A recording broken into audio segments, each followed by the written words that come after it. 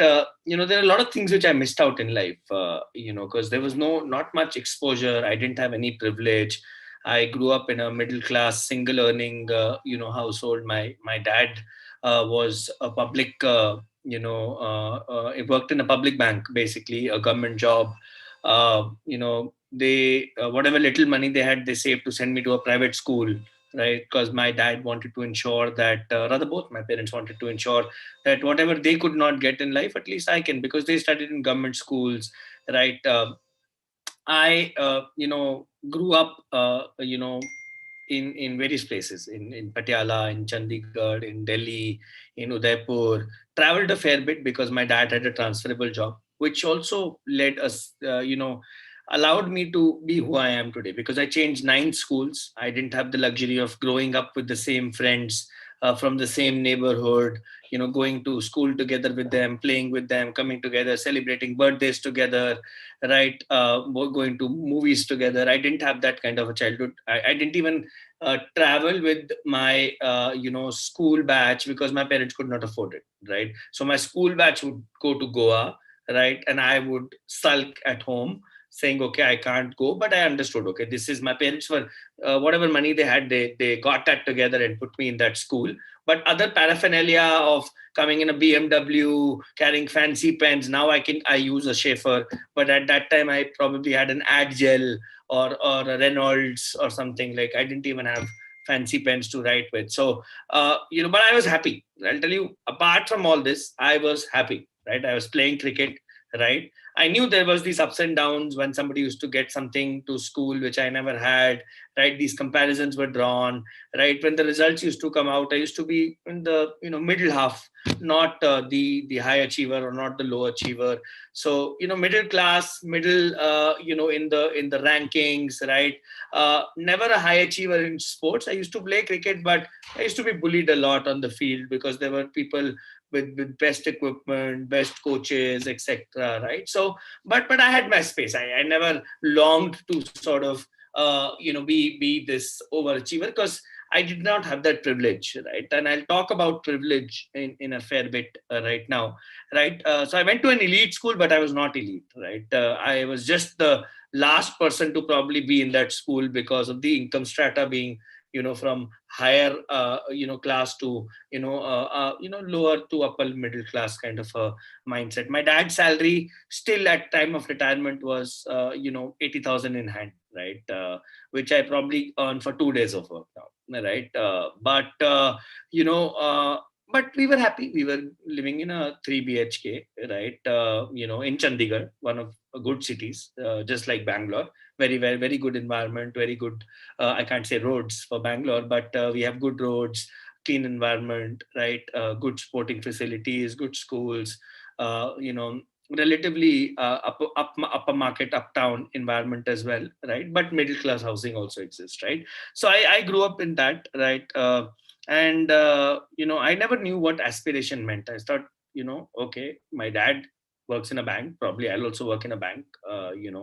Never knew what aspiration was, never had any exposure, never traveled too much. Whatever limited leave travel concessions my dad used to get, there's this concept of LTC in government jobs, right? Wherein they allow you to travel once in 4 years to any place of your choice, and they pay for the travel, right? So whenever our term used to come, we used to go travel to Port Blair, or probably to Chennai, or probably to Northeast, which is Shillong, etc. But never had the understanding of what abroad meant, going abroad, right? Probably first trip I made was also, my dad got some lump sum money, and he decided to take us to Singapore and Kuala Lumpur, and that was my first trip, right? So I never had any privileges growing up, and neither did I know what privilege meant at that time, right? I was just getting 3 square meals, probably once in a week, McDonald's, which was a big thing back then, right? But I was fairly happy. That's what I wanted to tell you guys, right? Now, something drastically shifted in me. I got first full scholarship to go to England in class 10th, right? So this was my ninth. In 10th, I got selected for, it was a multi-level test. They tested your aptitude, they tested your cricketing skills, they tested your social skills, communication skills, right? And they give you the scholarship, which is called the round table round square exchange program, right, which I got selected for, to go to this place called uh, this place very close to Manchester called Rochester, right, where the JZBs are made. If you've seen any JZB, it's manufactured in that place, right? So this was the first time I was traveling alone. I went to, straight away to England. I spoke some English, but it was not like I had great English or great confidence in life or great exposure to thrive there, right? So, but that was a learning experience. 3 months without parents, right, with very little money, right, on scholarship in a foreign country where everybody, apart from one or two students, were Indians because it was an expensive school again. I played cricket, right? I learned a lot about their culture. I picked up, improved my communication skills, right? Which brings to my second point of exposure, right? Again, I'll take these points of privilege and exposure later, but I'm just trying to sort of tell you what happened. And that was an eye opener. That made me realize, oh, world is so big, right? World was me, me, my dad, my mom, and my school and my some friends, right? Apart from that, whatever NDTV used to show at that time, there was only NDTV. News channels were very less noisy at that point. They used to only give out news saying this is what has happened. Now they give opinions and not news. So, I used to listen to that news. I used to listen to Harsha Bogle's commentary in English on cricket. That's how I learned English in the first place, right? Used to read newspapers, right? Pretty ordinary, life. But that moment when I went to England suddenly transformed my life, because when I came back, society expected a lot from me. School expected a lot from me. My friends suddenly, those who were not even my friends, wanted to be my friends because I had come from the outside, right? I was no longer the middle class boy who nobody knew about, right? I was the boy who everybody knew about, right? So the expectations came in then, right? And India, funny part is expectations fuel you to sort of deliver in school, right? If you become a captain, more people look up to you, right? You want to deliver, you want to be known, right? Nobody wants to be, that boy or a girl in the class who just sits, comes, does the homework on time, right? Or nobody even today wants to be teacher's pet, right? Because people have grown out of this phase, right? In that in our country, right? So then 11th 12th I fairly did well, but aspirations grew in my life. I didn't want to be in Chandigarh to do my undergrad, right? I wanted to go to Bombay, right? I knew I would never make it to Delhi because Delhi University's results require you to, the cutoffs require you to be 95 plus. I got a good, decent 90, which was decent back then. I know if somebody tells you, 90%, you'll be called a loser. Uh, I don't agree with it. I'm in the education sector. I feel the real test of person's character is not marks, right? But back then, I didn't get anywhere. I went to Bombay to study in NMIMS, took up commerce, did not take up science, right? To those of you who feel pressured to take science, I know there's this cult in South India that either do science or do medical. I told my parents I want to do nothing, and they agreed. North Indian parents, especially, are a little okay with arts and liberal arts. This is the divide I've seen in North and South, right? But increasingly, I think southern states are also getting aware that Infosys is not the only job in the world, or Wipro is not the only job in the world, or going to California is not the only thing in life, right? So there are other things. Today Aditi Ashok came fourth in golf, right? Today many people will know golf is also a sport, or else we tell Indians, oh, cricket, right? Only, right? So I bucked the trend. I took up commerce, right? 15 years back, it was more difficult to take commerce than it is today, right? So I did BCom honors, and I did fairly well. I topped the university, right, in BCom honors, because aspirations, exposure had happened, aspirations had happened. Everybody expects you to do well now. You're a star kid suddenly, right? That star kid mentality came in my mind, and I'll talk about the third point, which is the mindset to win, right, and how that comes in. So I've mentioned 3 points out of my life: exposure, privilege, and mindset to win. If I forget, you can remind me, though I should not. But you know, I topped the university. I got a job with Standard and Poor, which is one of the leading, companies, in top 500 companies in the world. It's a finance job, which I did for 1 year. But I was not happy, right? I didn't want to work 18 hours a day and not have any meaning to my life after that. The work was not the only meaning in my life, right? It still is not, right? I do a lot of stuff for my own self, right? So I was not happy, slogging and, probably somebody else earning money, right, for it. So I gave up that, and I joined Teach for India fellowship, right? And I taught, I was a primary school teacher, a full-time primary school teacher, right? Uh, which is, I don't know why people feel is a derogatory term. In India, if you say you're a teacher, people say, oh, you didn't get any other job or what. So, to all your teachers, I must say that, you do this because you love it, not because that's the only job, right? So I think the mindset in India is, and which is the third thing, fourth thing I want to talk about is, how we look at things, right? So teaching is a lender of last resort. Oh, only ladies will do it to manage their families, right? No, that's not how it is. I was a young, aspirational, middle class man, right? In 2011, right, who became a primary school teacher in a slum in Bombay, right, in a government school, right? Taught for 2 years, third grade and fourth grade, right? I was a professional. I used to work for an MNC before that. I was a topper of the university. I chose to get into teaching. Now, why? Right? Because I felt two things, right? I felt the education is something which brought me here, right? And I felt that India is such a huge country. If we are to realize its true potential, our education system has to be great, right? And it was not. It still isn't it, right? It's not that I've done something in 12 years, but it's a long process, right? And I felt very little professionals were there, right? And to become a professional, you have to actually do it, right? Now, if a doctor doesn't perform surgery, doctor is not called a doctor, right? So I had to perform that surgery myself of teaching, right? So I joined teaching to learn education system, right, from grassroots up. How does it fail? Why does it fail? What are the problems teachers faces? What are the mindset which stop us from paying our teachers 2 lakh rupees a month salary? So I don't understand. We would pay, let's say, our driver 30,000 rupees a month with overtime, but our best teachers are also earning 30,000 rupees in private schools, right? I don't know why, right?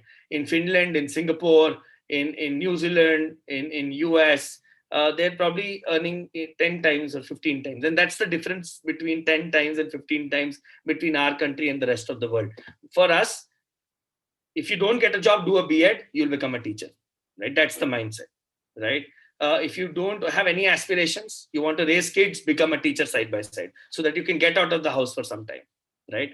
But that's the mindset which I wanted to change, right? I felt, this is not how our education system could be. Our best and the brightest cannot be produced by the worst, right? So, we say, oh, let's send our kid to the best school. Like, best school is made by what, right? By the best teachers, right? Now, best teachers, if they're not earning well, how will they do that work? Why would they be interested? They have homes to manage. Most of them are, most of your teachers are also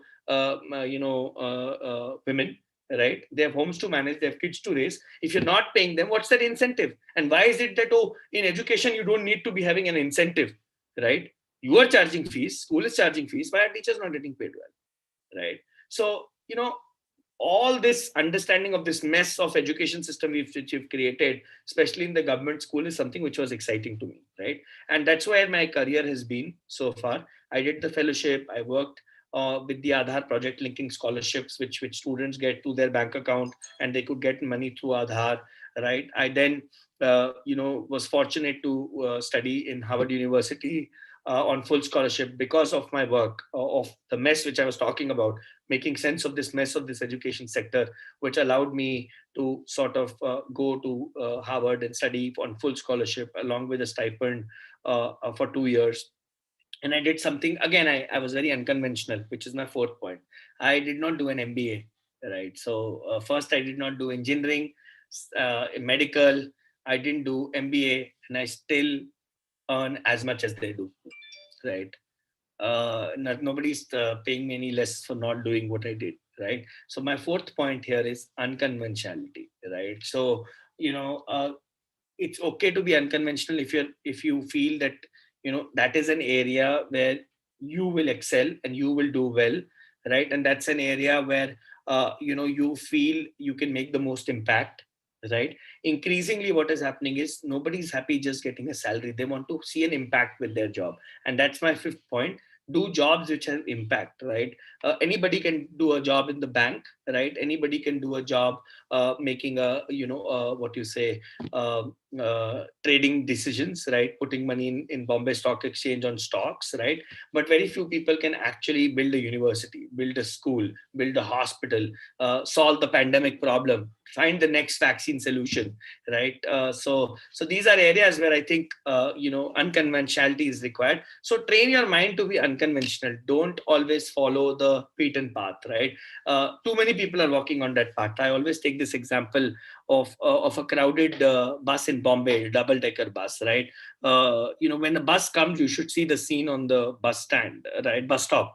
Everybody wants to get into the bus. People will cling on to whatever little space there is outside, even in the trains, but they want to do that journey, right? Now, my thing is, there's a train which comes after that, which is probably 2 minutes late, right? Which will take you to the destination 2 minutes late, but you can do that job. You can peacefully go and do the journey, right? But what is this mindset of actually clinging on to the last thing? That's what I called, sciences, MBA, right? Everybody wants to cling it, right? They don't know what will happen. Probably they'll fall, hurt themselves, but they want to just try and cling on to it, right? Because that's what they've been sort of told, that this is the only way to do the journey, right? So I'm saying, okay, take the next train, do the journey more comfortably. It's okay, you will reach 2 minutes late, right? Probably your 1 day salary will also get cut, but 29 days will still be there, right? So work for fulfillment, work for impact, right? Be unconventional in your approach. That's something which sort of brought me where I am today, right? I did not have. Now I'll start about the first part of privilege, right? Most of you today are in a better shape than I was before, at your age, right? In 9 to 12th, right? My family income was 80,000 a month, right? I did not get the fancy sports gear. I did not get a bat, which was excellent, right? I had to always do with the third or the fourth best thing available in the market. I did not have Puma shoes. I did not have jerseys of my favorite Manchester United team, right? I had nothing. Basics were given to me. We used to go shopping once a year on Diwali, right? And that's it, right? Not that, oh, I want this. There was no mindset also of saying I want this, right? My aspiration was collecting those stickers which used to come with Center Fresh and Boomer, right? Wherein used to trade those cards and tazos, etc. That was my aspiration in life, right? At that point, right? So all of you sitting here, right? 220 of you are still in better place than I was, right? Because you have the privilege. You are still paying more for tuition to the school which I paid back then, right? You're still going to a better school than I went back then, right? Now the question is, how do you use this privilege, right? You can say, mere papa ka bahut paisa hai. My dad earns a lot, my mom earns a lot, right? I have a big house, right? Boss, 10 years from now, you'll be nowhere, right? Trust me, you'll be nowhere, right? You will just be a guy or a girl who just wasted your privilege, right? How do you use your privilege? Right? God has given you so much privilege, right? Pandemic happened, people are on the road, they don't have 2 square meals to eat, right? They don't have, if they fall sick, they can go to a government hospital, right? Probably they'll survive, probably they'll not, right? Your chances of survival are better. Your parents have already probably got double vaccinated. Not, I don't know many people whose parents are double vaccinated, right? So health wise you're okay, wealth wise you're okay, right? Aspiration wise you're okay. Probably your grandparents also left a lot of wealth for your parents, so everything is good, right? I had nothing of this sort, right? I did not know what privilege meant, right? But I'm telling you, be aware of your privilege, right? Know what privilege you have of being who you are, being the family you come from, and use it to your advantage, not to your disadvantage. A lot of people use it to their disadvantage. It gets onto their head that I can buy anything, right? I can show off anything, right? My driver comes and drops me in a BMW. So good, right? That's not your job. Your parents got it for you. Probably if I leave you out in the open right now, you'll not survive for 10 hours, right? Out in the open without the cushion or the covering which your parent has given, right? So how do you use that cushion and the covering, right? That needs to be used. So few points on that, right? uh, Travel, right? Use the privilege which you have, the money which you have to travel, right? uh, when you travel, don't go for I tell you, this mentality was never there in us, right? Arcade gaming, bowling alleys, PSP, PS4, right? Kids are always into this cut, PUBG and everything, right? This was not there when we were growing up. Go to the museum, understand the museum, understand the natural history museum, right? When I went to US and Washington, it took me 3 days to just go to the natural history museum every day and understand what is the natural history, right? There's a big dinosaur kept there. I was always fascinated in these movies when I used to see them, right? I was fascinated, because I have this innate curiosity to learn, right? I am not a big fan of these PSPs and everything. Play 1 hour. I know it. Your world revolves around these things, these fancy gadgets, but keep the fancy gadgets out. Right? Be out there, explore and learn from the outside world. Right? There is so much history which the world is left for you. Right? If you go to Paris, right, go to these museums, go to Rome, understand the Roman Empire. On Netflix also, you can watch everything, but all the cartoons, whatever you watch, right, WWE, but watch these documentaries on history, right? Learn from the history, right? If you want to make your future, you first want to learn from history, what mistakes they committed, what good things they did, right? Our ancestors, right? So travel, explore. That's how you can use your privilege, right? Don't use your privilege to buy the next PSP, right? I'm sure you can afford it, right? Nobody's going to stop you from buying these fancy gadgets, but gadgets are not be all end all in life, right? So yes, I'm saying that explore, travel, never stop learning, right? Today you have so much online information available. When I was growing up, I had nothing of this. I didn't even have a computer. Today I use a MacBook. I did not have a computer at my home. The only computer I saw was in the computer lab for 1 hour a week, right? I did not have a mobile phone. Today I use the latest iPhone, right? But that time I did not have anything, right? I still grew up. I still enjoyed life, right? We used to be out there playing 10 hours a day, right? But see, that's the thing, right? The privilege of getting this phone early on, the privilege of having a laptop, privilege of getting education during pandemic, right, is to be used to your advantage, not to your disadvantage, right? Do online courses, attend online panels, learn from others, right? Never try to think, oh, nobody can teach me anything. No, the moment you start thinking that nobody can teach you anything, you're gone. Your time is over, right? Today, you know, most of the Indian athletes are finishing fourth, right? And they're talking about mindset issues of Indians, not knowing how to win, right? Not knowing how to excel, right? Coming with the baggage of, growing up in a village, right? Imagine all of you have zero baggage, right? Today, if you decide to pick up badminton, you can buy the probably the best racket available to play badminton, right? But are you going to win a medal at Olympics with that? No, because that privilege has drowned you and taken you back so far that all you care about is chit chatting with your friends, going for a movie, enjoying, driving a fancy car, because all of that is given to you, right? Tell me one medalist who's not come from a poor background. Why do they win?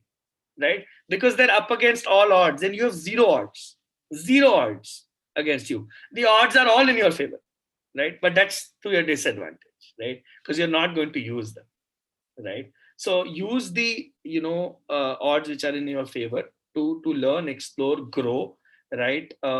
And ask questions. The moment you stop asking questions, right, you already lost the battle because you're not interested, you're not thinking, right? You're not challenging enough, right? So ask questions. And also learn to pick up a sport, like pick up a sport early on. I think sport trains the mind and the body, right? Pick up a sport and learn to excel, right? So I don't know what stops you from picking up golf, tennis, right, shooting, right, swimming, right? I don't know, you have best swimming pools. I have not seen you guys winning nationals, right? I haven't heard a kid from Bangalore saying I've broken the world record, right, in swimming. Because you do swimming Indian mindset, I'll go chill in the pool, come back, play with the friends, right? No, what's the mindset? Is there a mindset to win, right? Where is that mindset? How many swimming medals are there? Probably 30, 35 gold medals are there in swimming. India gets zilch, right? Now tell me how many of you don't have access to swimming pools or clubs or whatever, right? Or your school doesn't have a swimming pool probably, right? All of that is given, right? Why don't you pick up horse riding, right? Fencing, right? what stops you, right? Bangalore has everything, right? Bangalore is a good horse riding culture, right? So, Fazad Mirza comes from Bangalore, the guy who's sort of competing in the, horse riding competition, the equestrian competitions. Why don't all of you pick rhythmic gymnastics, springboard diving, right? Or skateboarding, right? You guys have skateboards, right? There are medals to be won. So I'm saying just pick up a sport. You guys are elite, right? You can afford, right? Only challenge is the mindset, right? Because you are not thinking apart from the fancy gadgets. So I feel there's an imperialism of technology, right? Which is coming. Technology governs you, not the other way around, right? You're so drowned in your laptops and your, gadgets that you're missing out of what we did not miss out on, right? So we were, and a mind which was never, dependent on technology. I'm still not dependent on technology, right? I still sometimes like going to this restaurant and picking up food myself, sitting in the car like we used to do 15 years back, because I love it, right? Waiting for the food. Today we have Zomatos and everything, right? But imagine you already are sitting at home for the last 2 years, right? So, this is your chance. You're young, your instincts are there, you have the money, right? Pick up a sport and try to break world records, right? I'm telling you, if you do that, you'll excel in your business and whatever other things as well, because your mind is trained now, right? I give a lot of credit to the sport I played, right? I played cricket because that was the only option available. If somebody today tells me, oh, try out golf, I will. Probably I didn't have money to buy the 3 lakh club set which comes, right? Or to buy a club membership which allows me to play golf, right? So, uh, that's how you use your privilege, right? Use your privilege to do something which outdoes yourself and leave a legacy. Like, use your parents' name, the second name which is given to you, right, is comes with a price, right? Try to build legacy on that, right? So that somebody remembers you. Yeah, today we remember Jeev Milka Singh, PT Usha. We'll remember Aditi Ashok, right? We'll remember Mirabai Chanu, right? We'll remember PV Sindhu. Who will remember you? You had all the privilege, you had all the money. Only your family will remember you. If you want to be like that, be my guest. It's okay. Not everybody is special, right? But you have a chance to be special, all of you, right? Even if you're not doing well in studies, right? So that's the sort of mindset you need to have. A mindset to win, right? A mindset to create things, a mindset to today at 32 I have my own college, right? It's getting inaugurated on 15th of August. You must check it out. It's called the Kautilya School of Public Policy. I'm bringing public policy education to India because I don't believe MBA is the answer to everything, right? Public policy jobs are going to be the most abundant jobs in the next 4 to 5 years, because we have so many problems. We have a health problem, we have an education problem, infrastructure problem, political problems, right? So many problems related to the moment we step outside. But who's going to, there's a big problem of garbage collection in this country, right? Now you might say, dirty. There's a big business, right? There are big business of clean technology. There's a big business of data analytics for public good. There's a big business for artificial intelligence and machine learning, right? So, these are the new age sort of jobs which I'm trying to bring to India at the age of 32. Right? So I'm creating, right? I'm not following, right? So be creators and not followers, right? Create your own trends. Today, what stops you from using Instagram to do what you want to do? Show your skill, right? What stops you from using YouTube? What stops you from using Twitter? What stops you from using all these fancy instruments in your hand to create something, right? So be creators, right? My next point is be socially conscious and politically aware, right? If you do not know what is happening in politics, I don't want this generation to grow up and say, I don't know what is politics, right? It's all dirty, right? You guys should aspire to be public leaders. You guys should aspire to be the change makers, what you feel the change needs to come from, right? You can't just say, oh, the road has potholes and then say, but politics is dirty. No, it's because of your attitude that politics is dirty that you get what you get, right? Dirty water, dirty environment, dirty, shitty roads, everything, right? No infrastructure, right? A metro which takes 10 years to get constructed. It's because of the fact that you decided that politics was dirty. So stop saying this, that politics is dirty, right? In America, Barack Obama graduated from Harvard Law School, right? Never said politics was dirty. Became the president of the greatest country in the world, right? The most powerful democracy, right, in the world. He's the president. Came from Harvard Law. Didn't say politics was dirty, right? So be politically aware, have an opinion on it, right? Call spade a spade. If you feel something is wrong, call it out, right? Even if you have to go against the popular opinion, so be it, right? But call it out. Be socially aware, right, of what are the challenges around you in your communities, right?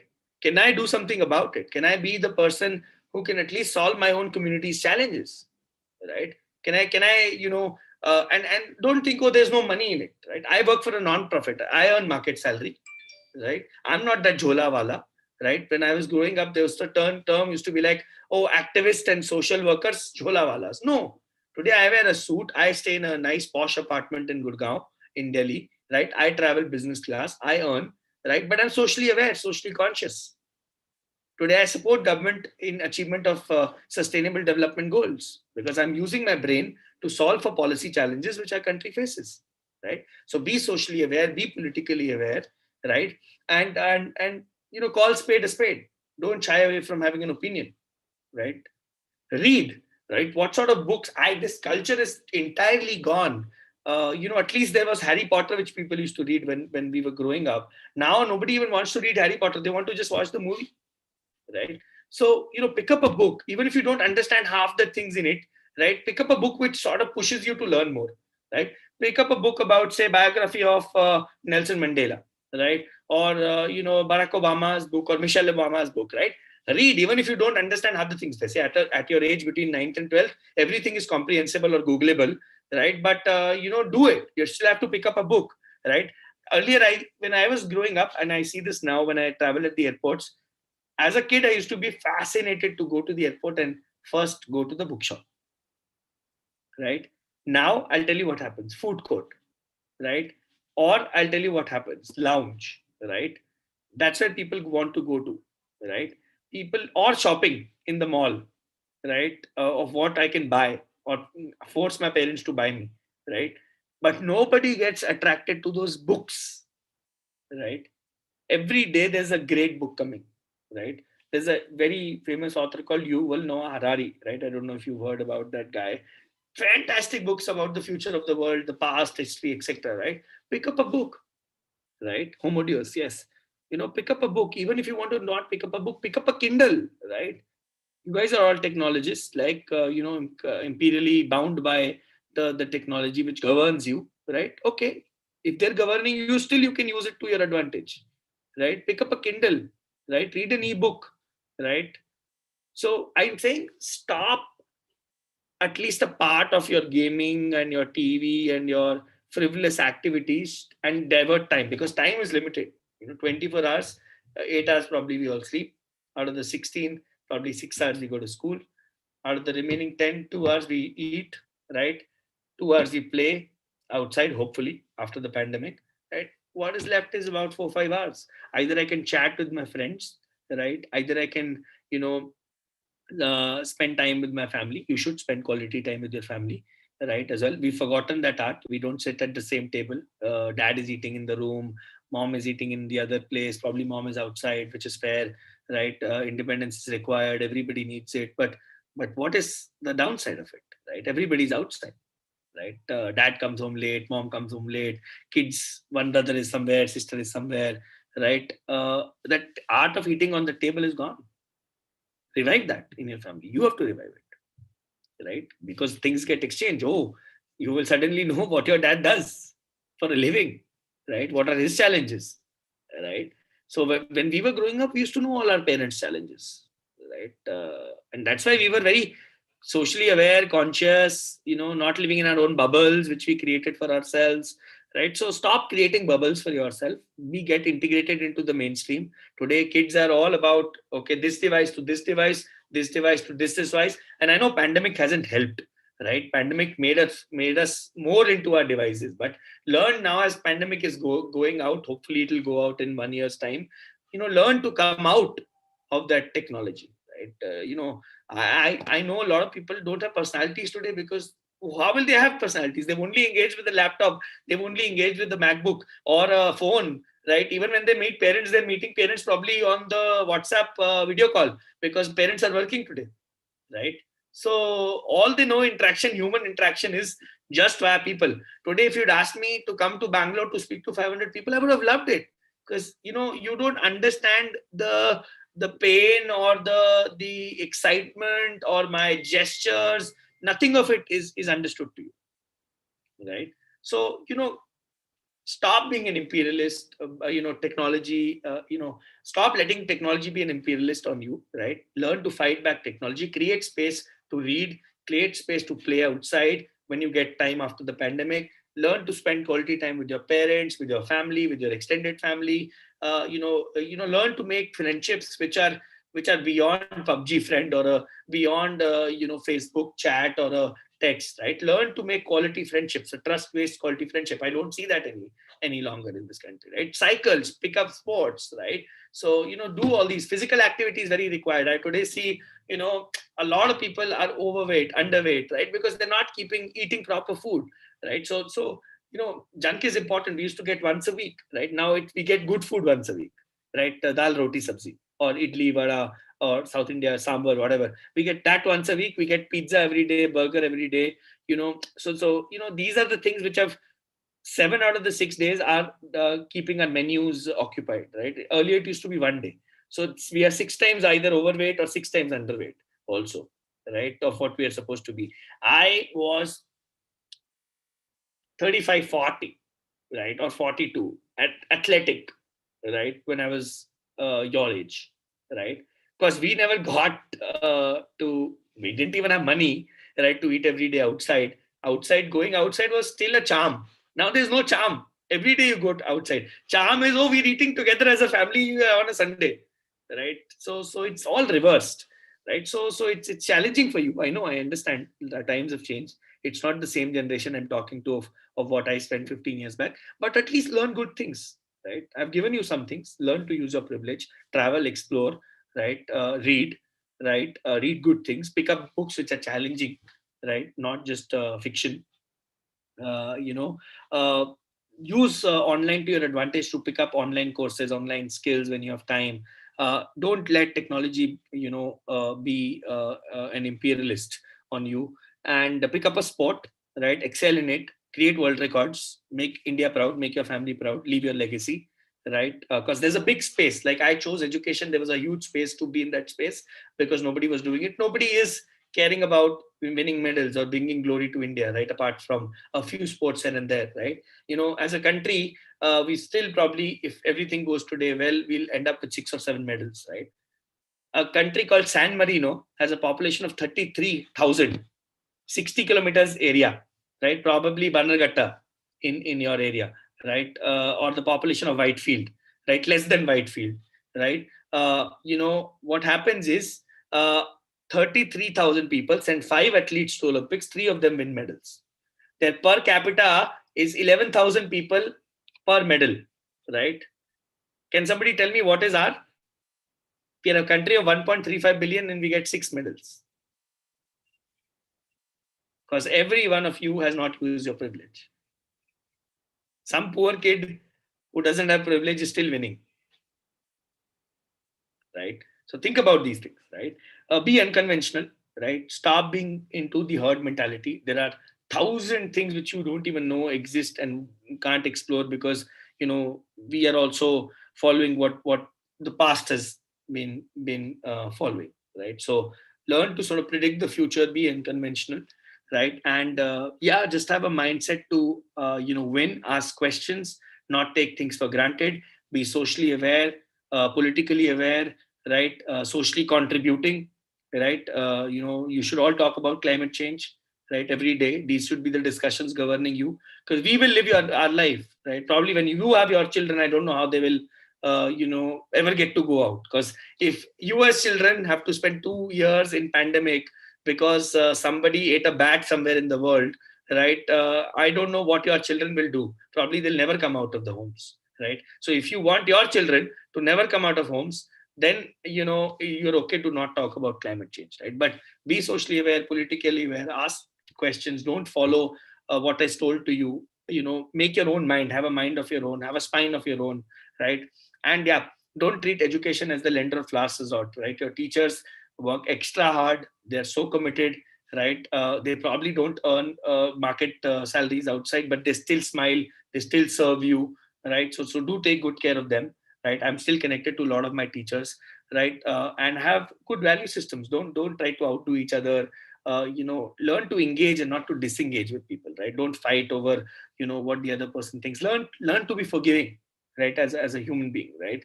Don't hold grudges, right? Grudges make you really depressed from within, right? It shows on your body, right?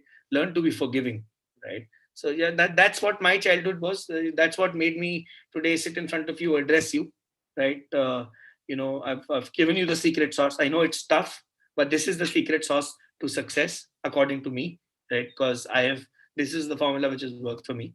Even if you're able to work 40-50% of it, I'm sure you'll be at great places, right? With that, I'm open to questions.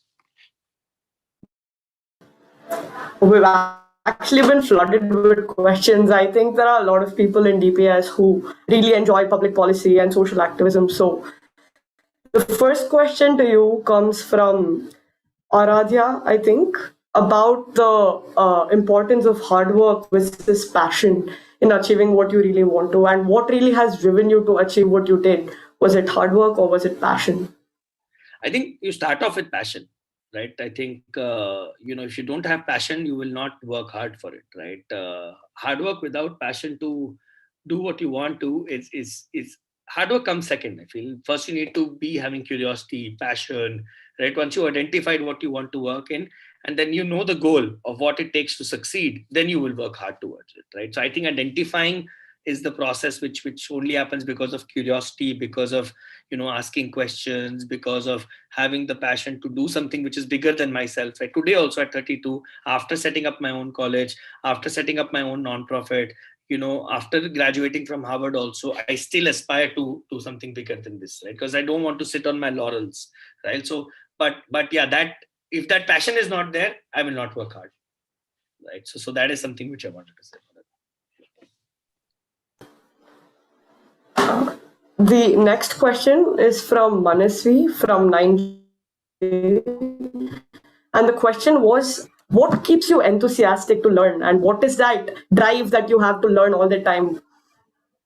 There is one life. It may end tomorrow. Pandemic has shown us, right? All of us, know one person who's not there today with us because of the pandemic, right? I don't know when my time will come, but when my time comes, I should say I did enough of how I utilize my time, right? I don't want to leave regrets, right?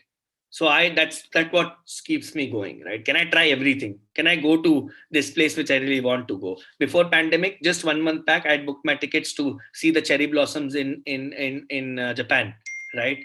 I couldn't go. Now that curiosity to see those cherry blossoms myself, right? I've learned about these things. There are cherry blossoms in books I've seen, these photos I've seen, right? Or on Mount Fuji, the image of Mount Fuji, right? I want to see them, right? That curiosity that tomorrow I may not be alive, right? I don't even know what world exists after that, right? Does it exist, right? But even if it exists, I don't want to take a chance, right, of rebirth, right? So this is the life which I've got all the privilege, right? If I don't do anything today, if it ends tomorrow, I will be regretful, right? So that's what keeps me going. Sir, Aditya Menon has a question about what documentaries and books would you suggest us to watch or read? I mean, read about the Roman Empire, read about these people created something from nothing, right? Galileo, right? And what I always think, when these fancy things which you learn in your science books, right? Gravity and telescope and all these things, somebody sat and made it. This generation, tell me one good thing which has come apart from Elon Musk sending rockets every day, right? There is no modern day thing which has changed the world, right? They've all built it on what these forefathers gave us in terms of technology, right? So I've always curious about what they used to do, right? Putting themselves to through this research, etc., to create these things, right? So I am personally fascinated about Mandela, Gandhi, Obama, right? What they used to think, right? How did they do what they did, right? So read about, great political folks, read about great social activists, what they thought, right? Read about, the scientists who created things, the empires, the Roman Empire. There's lots to learn. The entire Europe is full of, what Roman Empire did, right? Read about world wars, right? Read about, how uh, the whole concept of thinking evolved, right? Read Yuval Noah Harari, right? He's written some of the best books on thinking, right? I always think, okay, ask yourself this question. You're sitting here, right?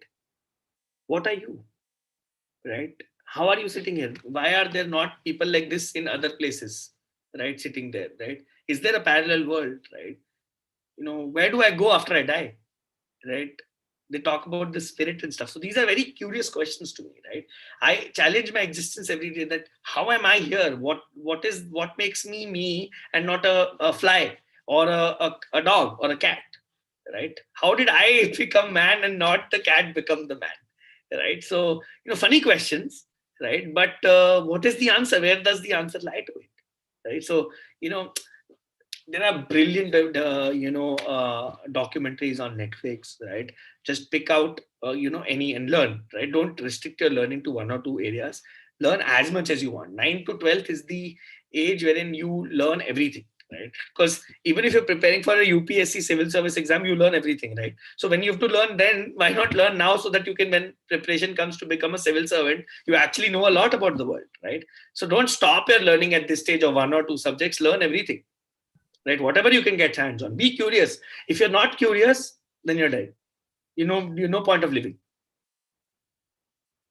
right? Yes, sir. So one last question from Nia. Whenever you had to face society and were on the verge of giving up, how did you deal with it? Oh, many times. Not many people know this. I rather flunked in maths all my life. Now I'm the best data guy to employ, right? I couldn't clear GMAT twice. GMAT is the exam required to go to US or GRE, whatever. I couldn't clear twice. I failed IELTS also because I was so overconfident, right? Easiest. There's an exam called TOEFL, Test of English as a Foreign Language. I failed it. Why? Because I was overconfident, right? Sometimes. So overconfidence also has, made me, fail a lot. GMAT, I failed twice. A lot of people said, oh, IGNU se degree le lo. You are a teacher, IGNU se B.Ed kar lo, right? Kuch nahi hota, sab karte hain. B.Ed teacher lag jaoge kahin pe, right? I said, no, I'm meant for Harvard. What are you saying? These guys are not hearing the drums I'm hearing, right? They are following some other tune. I'm following some other tune. So my tuning and their tuning was not matching, right? But I was convinced I was meant for Harvard, right? I was meant for greatness, right? So, it sometimes it just, you have to believe in yourself to say, I will come out of any situation, right? And probably my growing up of changing schools every day, right? Meeting new people, right? Finding new circumstances, new languages, right? I had to learn Sanskrit probably in class 8th, right?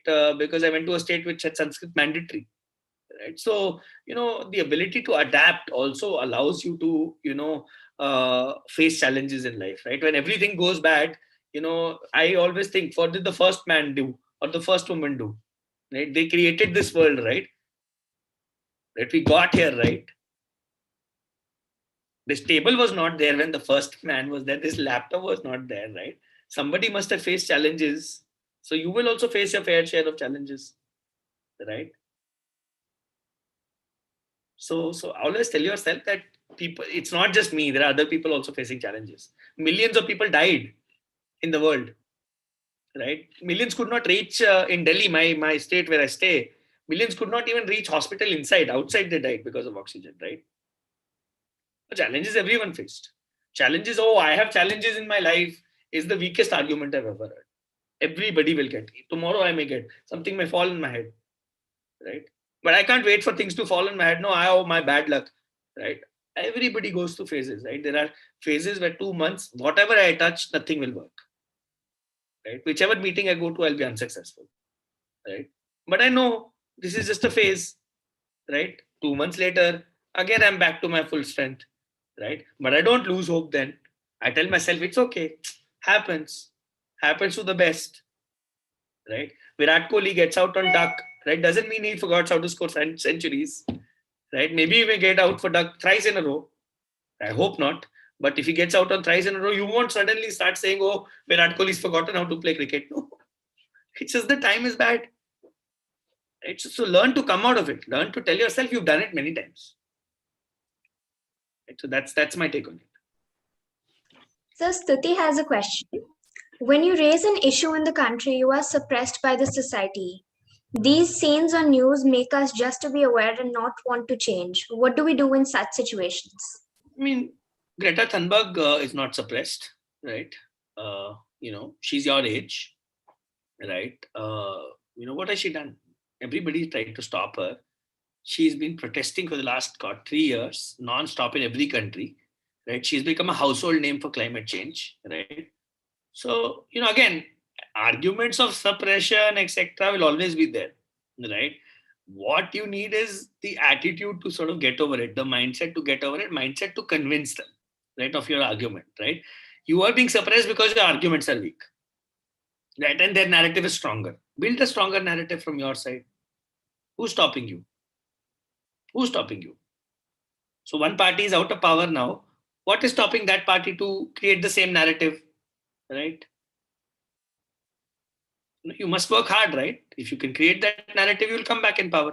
There are a lot of challenges right now. Fuel prices are high, right? A lot of people have lost jobs. Healthcare is in shambles. Education is not started for last 2 years, right? We don't know how 10th results, 12th results were given this year, right? It's a big black box, right? Somebody got 98, somebody got 97. There is no scoring mechanism. Parents are angry, right? But some political party needs to take advantage of it. No, it's right there, right? But if they keep saying, oh, I'm getting suppressed, they're listening to my mobile phone, how does it matter? Oh, they pass these laws without asking me. Are you are supposed to be there, no? Ask these questions. Go fight, right? Create your own, organize, agitate, learn to organize, no? What stops you from getting 10,000 students in Bangalore together, right? Your lakes were cleaned like this only, Belandur, etc. Somebody sat out there and cleaned those lakes. Somebody lost it saying, today, not after this age, that this lake will be frothy anymore, right? Everybody's working on it now. It's become a national issue, right? Or the steel flyover. They didn't want the steel flyover to be made. Look at how many people came on roads, right? You come from a society in Bangalore, which is the most, socially aware, conscious civil society, right, in Bangalore, right? So learn to organize, learn to agitate, learn to, protest, right, in a civil manner without breaking rules, right? Learn to have your argument so powerful that people want to listen to you, right? Watch this, documentary on Tiananmen Square, right? The Gates of Heavenly Peace, right? Look how students agitated in Tiananmen Square. Everybody knows what happened on Tiananmen Square. If you don't, you must read upon. That's the only time China came close to, a violent coup, right? Wherein democracy was there were the green shoots of democracy. People wanted to overthrow the communist government there, right? It started by students. Some students got together and said, "Enough is enough. I don't care." Right? Bhagat Singh was 21, right? Somebody got us freedom from the British as well, right? If they would have said, oh, I'm being suppressed by the British, what do I do? Right? So this argument of suppression, there are enough examples in the world which people have gotten over that suppression. You need to be powerful, not the other way around. Oh, other has to be weak, then I'll come.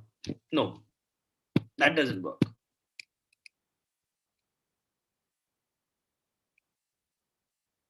All right. I think this is my cue to sort of exit. I've spoken, you've heard. Right now, it's up to you to do what you want to do. And I wish you all the best. And I think all of you are certainly in a better position than what I was when I was at your age. And I'm on social media on Instagram. I leave my coordinates for people to stay in touch. This is my Insta and Twitter handle.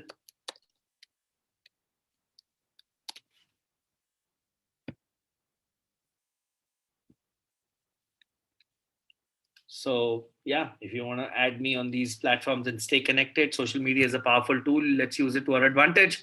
And yeah, good luck to all of you. Thank you, Mr. Pratik. I think it was an absolute package of a keynote address with the right bit of humor, satire, seriousness, and slice of life anecdotes. Exposure, privilege, mindset. It was such a productive experience hearing you structure it out that way.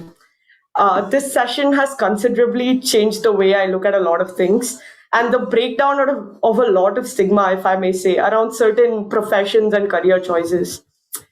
One exceptionally unique point that you've highlighted is about how the conventional path is often uncomfortable and tough, but people take it anyway, despite there being an overwhelming number of people waiting at the destination, right? This kind of paradigm shift in the educational sector, as we all know, is fast approaching. And with the perspective about arts and liberal arts as a career choice is quickly changing too. It was, in fact, of utmost relevance to have you here today at Aham, a conclave that focuses precisely on just that, right?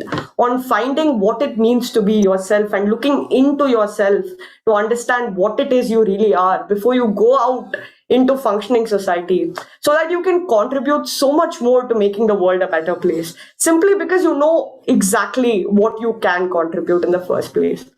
It was an absolute honor having you here, Mr. Kawal. I would be speaking for the entire audience when I say that it's been a very eye opening session. Thank you so much for making it here despite your tight schedule. No problem. Yes, Thank you. I would definitely like to add to what Aishwarya said.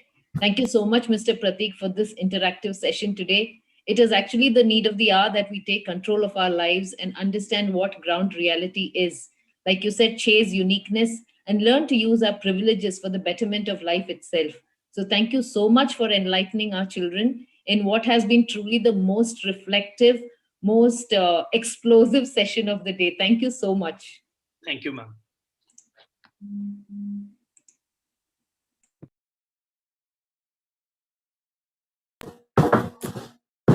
We live in a world divided by a plethora of excuses. Borders, race, creed, gender, and religion. These form just the tip of the iceberg of existing polarization in contemporary society. The heavy topic of diversity and differences is often sorely overlooked in conversations, further alienating these from healthy discourse and stigmatizing the breakdown of these systems.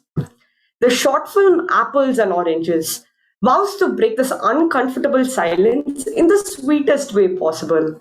With its artfully scripted screenplay, it avoids being confined to a single interpretation. Instead, it invites parallels with discrimination based on food choices, the intermingling of two traditionally opposed social groups, and the dilemma that follows the confrontation of these differences. This film has bagged the National Award for the Best Educational Film in the year 2021, a movie presented by LXL Ideas, whose founders' presence were graced with later this morning. Without any further ado, let's jump right into the film.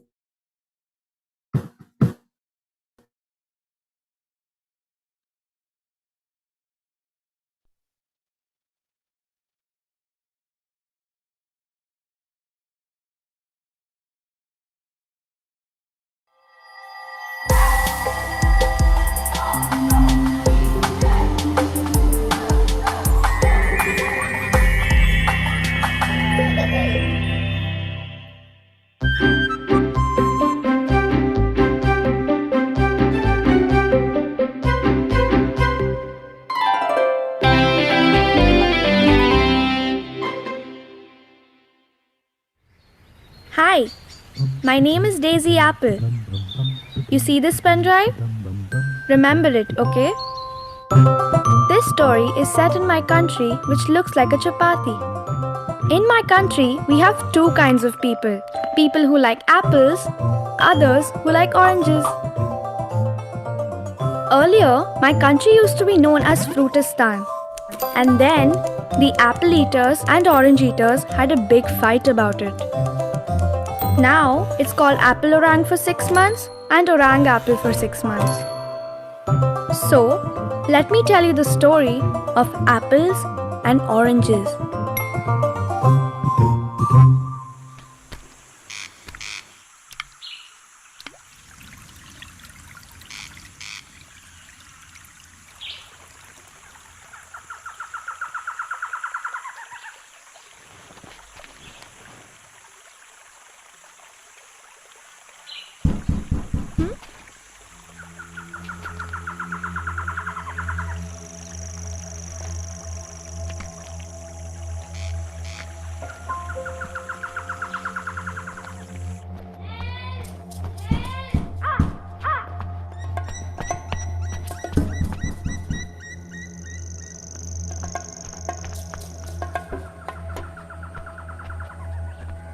Hello? Hey, where are you? Here? Where?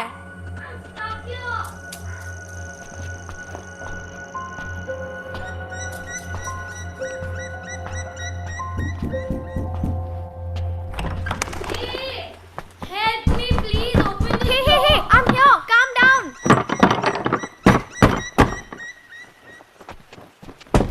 What's happening? It's not opening. Oh no, please do something, please. Okay, I'll be back. No, please don't go. Hello? Is anybody out there? Hello, Orchid, please connect me to Daddy's number. Sorry, there is no network. Oh, okay.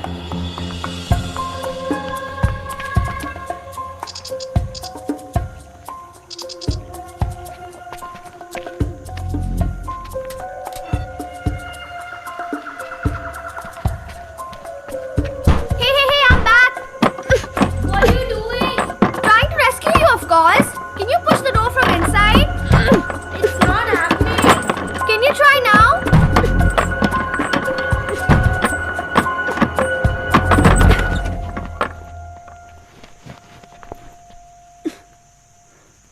Thank you. Thank you so much. I hope you're all right.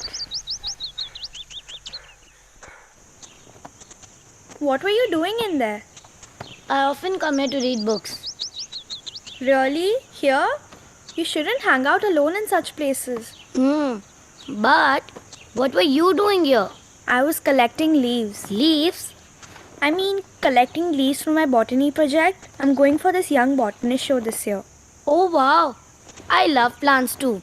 And you know what? My granny tells me so many things about them. She's a botanist. Like a real botanist. So I'm studying and collecting wild plants and identifying their properties. That's lovely. You need to work on your sketches, yeah? I can't sketch to save my life. But I can. I will help you. And you know what? I know one more place where we can go and collect more leaves. Want to come? Tomorrow we will meet at 1992. Sounds great.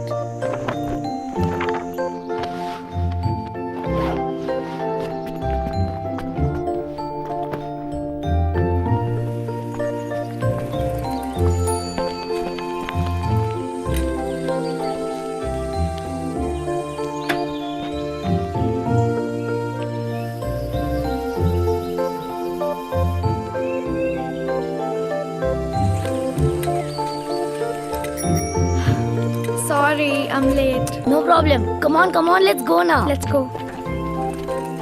By the way, what's your name? Tulip. And yours? Daisy.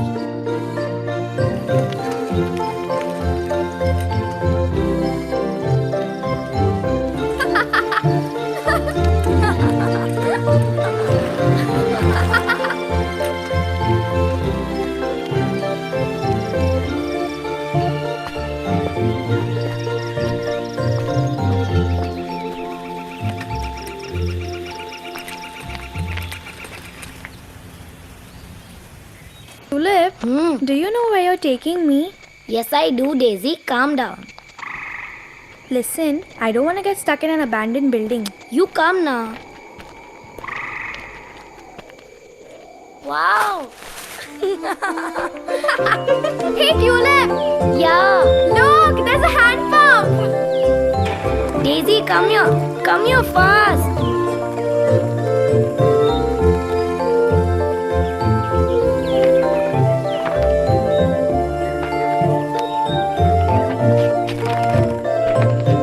Let's race. Hey, wait! I win. Oh, yeah. Not fair, Tulip! Wow, do you know what tree is this? Yeah, blackberry.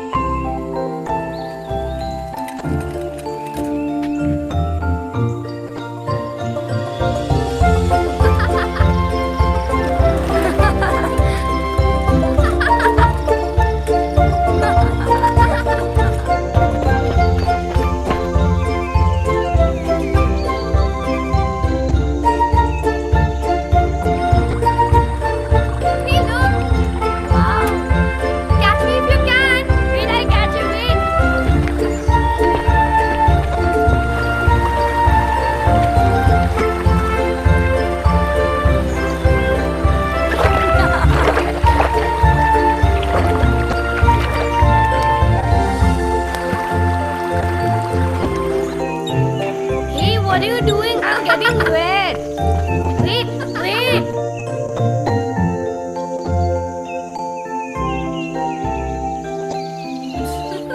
Tulip, can you show my scrapbook to Granny? I'll take it today. Yo, it's done.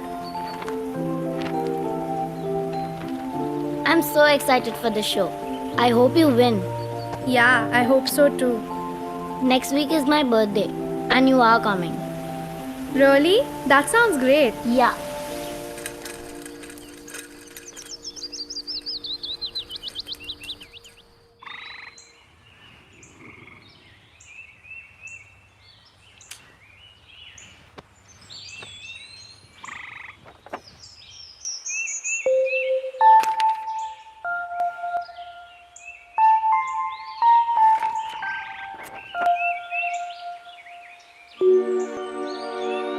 Daisy, apple. Stay away from apple eaters, the greedy apple eaters, the selfish apple eaters. How dirty is their lot? Be an orange eater, an orange eater, a charming orange eater. Keep singing all your life.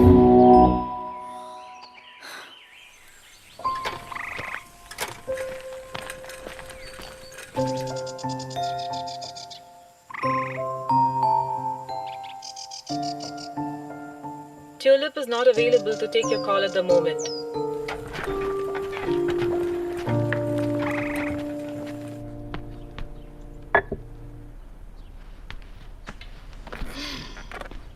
Darling, I hope you're inviting Daisy to the party. I can't wait to meet her. But why wait for your birthday, sweetheart? Sweetheart, you should call home before that. Yeah, Dad is right. You must call her home. Tulip, weren't you supposed to show me her botany file? Listen to this. An apple eater family dies due to overeating of apples. Such a greedy race, Yeah, apple eaters. It's in their genes. These guys are buffoons. Hi, Tulip. I'm so sorry I was late yesterday. Hope you're not upset with me. Are we meeting today?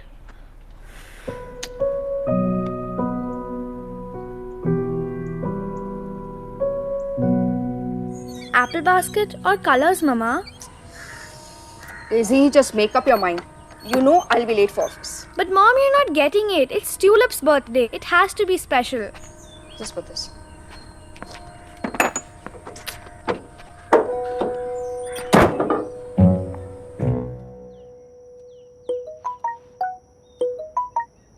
Hi, Tulip. Where are you? Are you ignoring me? Are we meeting today?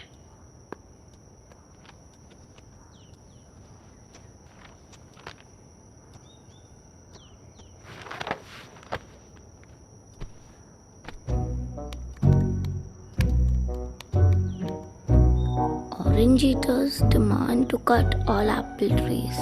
I hate you, oranges. Huh?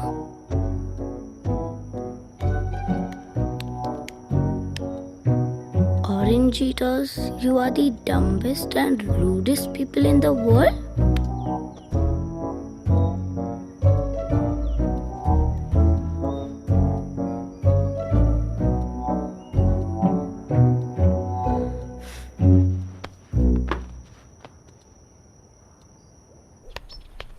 Tulip, apple.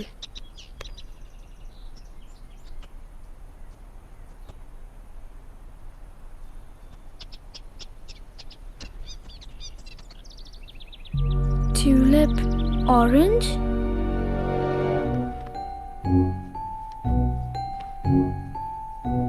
I'm a proud orangey. Stay away from orange eaters, the coward orange eaters, the dumbest orange eaters. They are the rudest lot. So be an apple eater, an apple eater, an enchanting apple eater. Be one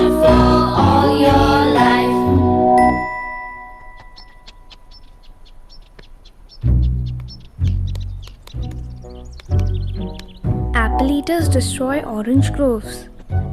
Apple eaters, get out of my country.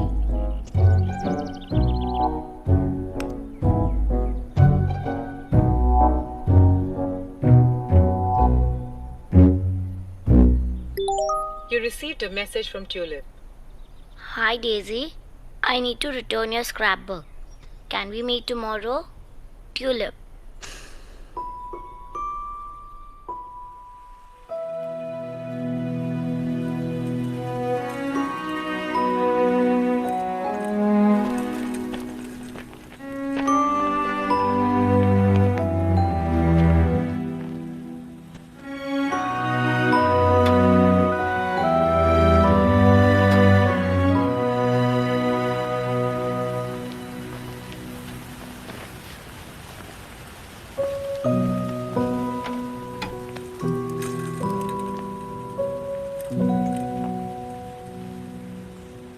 So, Tulip, how's Daisy and your project coming along? I don't know. Granny, she cheated on me. Cheated on you? Really? Granny, do you want to know her full name? No. Unless you want to tell me. Daisy Apple. Granny. So, She's an appler. She always keeps posting lies about orange eaters and makes fun of them. I really get angry reading all of this. I stopped talking to her. since when? Been 2 days. I see. So, no more botany project? Granny, she's an apple eater. And you're an orange eater. So, how does it matter? I like cake, you like candy.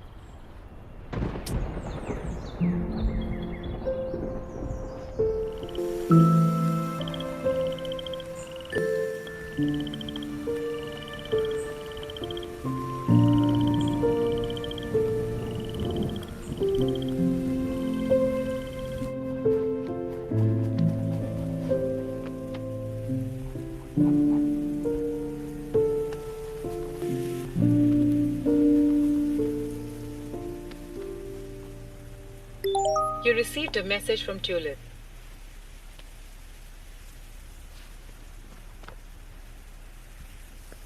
Hi Daisy, can we meet tomorrow?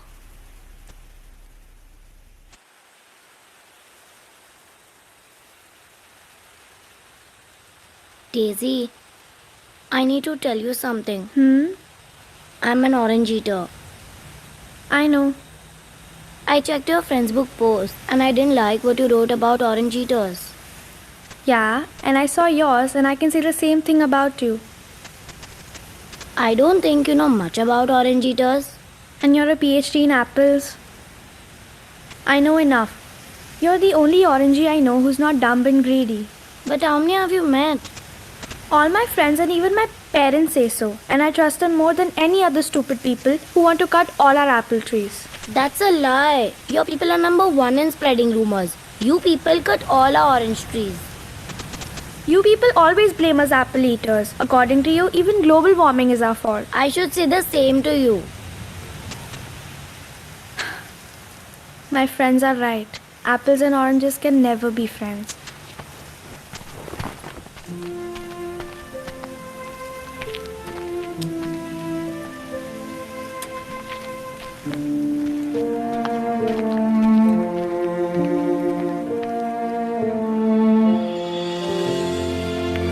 I was really angry with Tulip and her baseless arguments.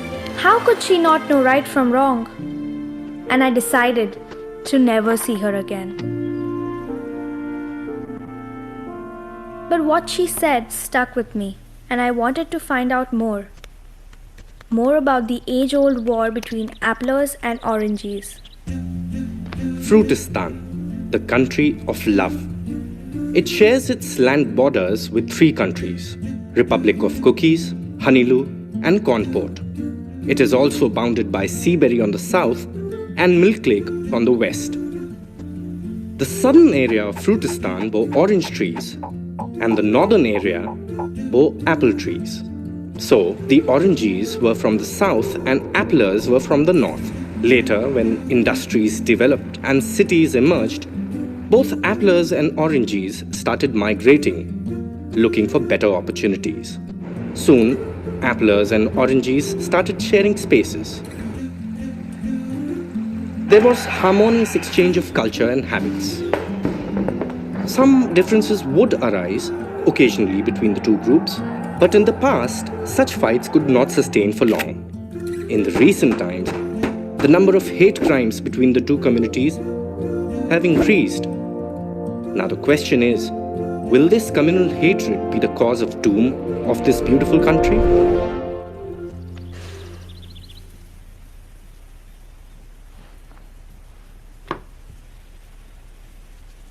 Remember the pen drive? This is the film that I'm sending to Tulip. Tulip, tell me what happened. Tulip, what happened? Granny, it was a bad idea meeting Daisy. I feel more horrible now. What happened? We had a fight. She says we orange eater cut the apple trees deliberately and their numbers have gone down. You know, she's partly right. But it's not just the apple trees. Even the orange trees have gone down.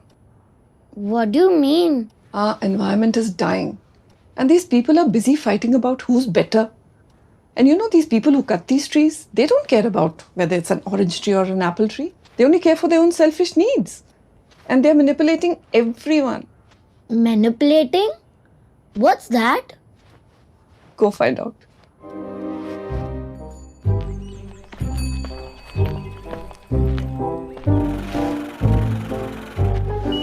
So, I found out. Manipulating means to alter any information to mislead people.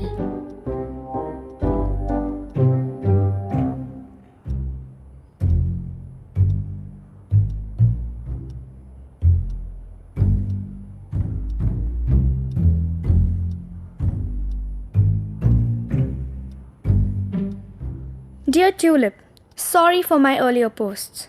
I have realized there is so much more to the rights and wrongs that we are taught. And did you know of the wonderful history we share? Watch the film. Love, Daisy.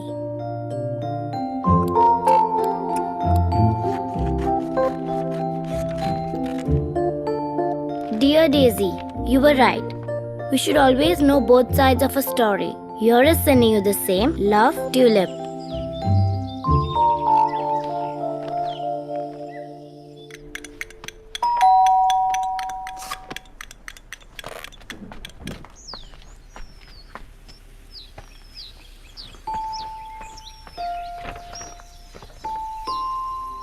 Dear Tulip, wishing you a citrusy birthday. Can't wait to see you in the evening. P.S. Can you believe I sketched this? Love, Daisy.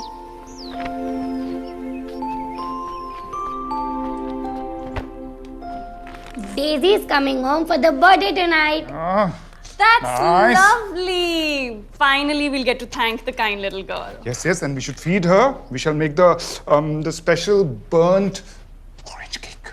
Well, Daddy, we'll need some apple pies, apple muffins, and apple juice. Mom, her name is Daisy Apple. She got you that? Yeah. Oh, that's nice.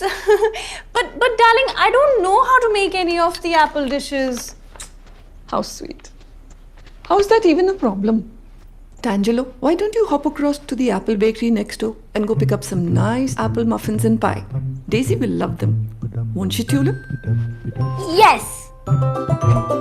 And this is how apples and oranges got together.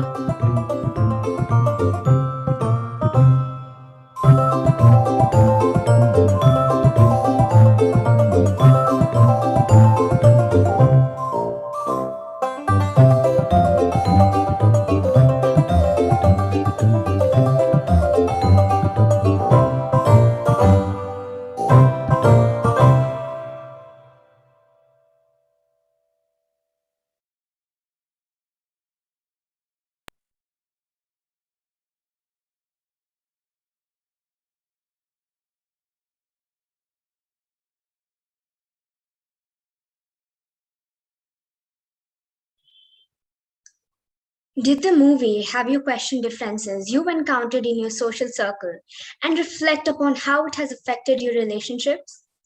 It sure did for me. This is the keystone in the founding of LXL Ideas, an organization founded by Mr. Syed Sultan Ahmed, a third and final speaker for the day. He's pioneered an organization that enables learning for life by creating experiences through its films, events, research, and publications. A first-gen social entrepreneur and winner of 7 President of India's National Film Awards, a prolific speaker, film producer, publisher, and education blogger.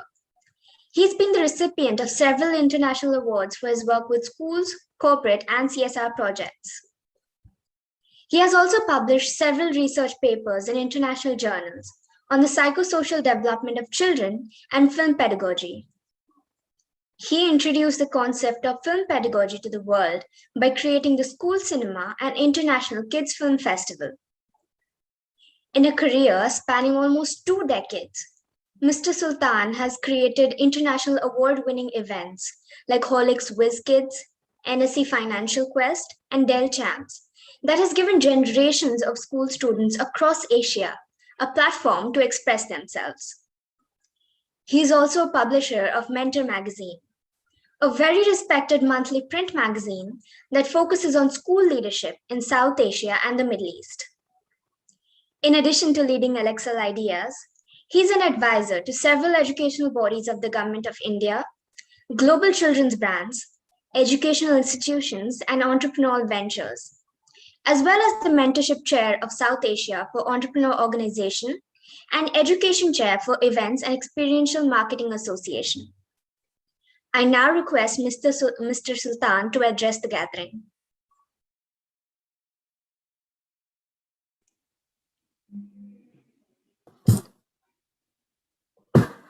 Due to unforeseen circumstances, Mr. Sultan will be a little late. But before that, let's delve a little bit deeper into the content of the film that we just watched, right? Apples and oranges. So, do any of you have any instances in your life where you've felt that differences that don't really make that much of an impact have separated you from very close friends? You're free to raise your hands and we'll recognize you and you can speak.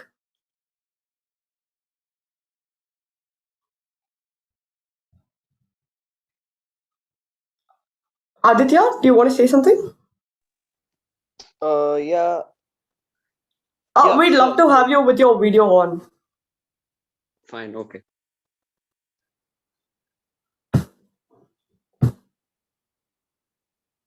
In fact, it's saying that the permission isn't given for switching on. It's okay. Then you can just. Yeah. I see. I refer to that personal experience which I had last time. But then, what I would say from the movie personally is that the great thing about diversity is that we get to know different perspectives, we get to know different opinions, views. We don't generally have to say all of us have to come together. You can have your own beliefs, perspectives, and all that. But after all, we're humans. So, I mean, when we fight and when we have issues like this, we're just kind of wasting our time. So, it would be better if we have a mutual understanding with everyone, and then we come together as well. Absolutely. Ananya, do you have anything to add? No, I was asking to share my experience with everyone. Yeah, go ahead. Please do. So this is a very weird kind of experience which I had in my society, and I don't think it makes any sense, but my friends, there are 2 types of kind of groups which we have friends, because one are my age, and for the other, they're elder than me. Means they are 9th, 10th. So I am okay to play with anyone, everyone is friends, everyone can stay together. But I've seen that some of my friends, they're like, okay, we can't play with the elders because they're elder than us. It's a very weird reason, but because they're elder than us, we are not playing with them. That's a very weird reason, but yeah, that reason happened, and that's why every time I have to play, I have to choose one group. I can't be with both of them. So this is one instance what happened with me. And I always keep telling them that doesn't matter, they are in the higher class or lower, means because some are in, even I was friends with a child, she was in 5th and I'm in 8th. So that's one thing. But you can be friends with anyone. But yeah, I have seen like some of my close friends have they're not that close now which they were earlier because of that particular reason, which is very dumb. That's a very dumb reason. But yes, that's the reason sometimes which I have to choose one group who I have to play with. So that's the one instance. And I don't think that it makes any sense. You can be with whoever you want. It's just like it should be a true friend, a good friend who will stay with you when you are in need. Doesn't matter in which class he or she is, or is he shorter than you, taller than you, bigger than you in age. That doesn't matter. The thing matters is he a true friend and with you when you need him or her. So I think that's the instance which I had, and it was not very great, and I'm still having it sometimes. I have to choose one, which is very difficult. So yes. Thank you for sharing, Ananya. And I think it's wonderful that you're actually questioning these differences, because that is the beginning of ending these disparities in the first place. Rohit, would you like to say something?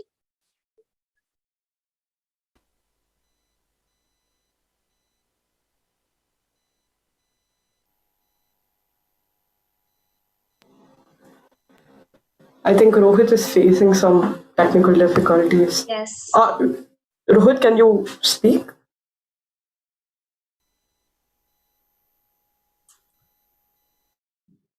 Okay, then guess we'll go with Niyati. Niyati, did you have something to say? Yes, just a second. Oh, yeah. So basically, this experience, am I audible? Yes, you are.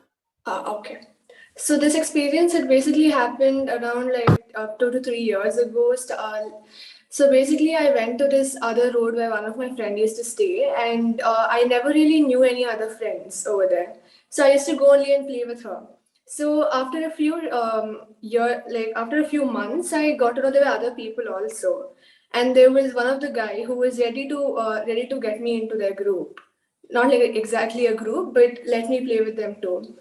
Then there was another person who was not really okay with it. So like initially I thought maybe he feels it's awkward from another road, so maybe he'll get used to it. But later I realized it was a gender issue what he had. I overheard him say she's a girl. What if she falls and starts crying? What am I supposed to do? You can't let her play. Then um I don't remember exactly how, but somehow I got into their group and I started playing with them, and then they realized it's nothing of that sort really, and that's how it got really sorted out. So yeah, at the end everything was back to normal.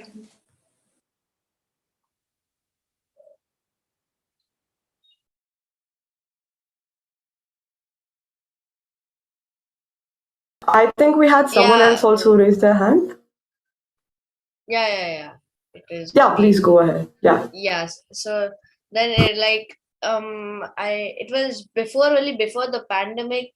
Like in the class, we used to have two groups. Like from the time when our first class started, like there used to be two groups. Like we never used to call them as groups. We used to call as families.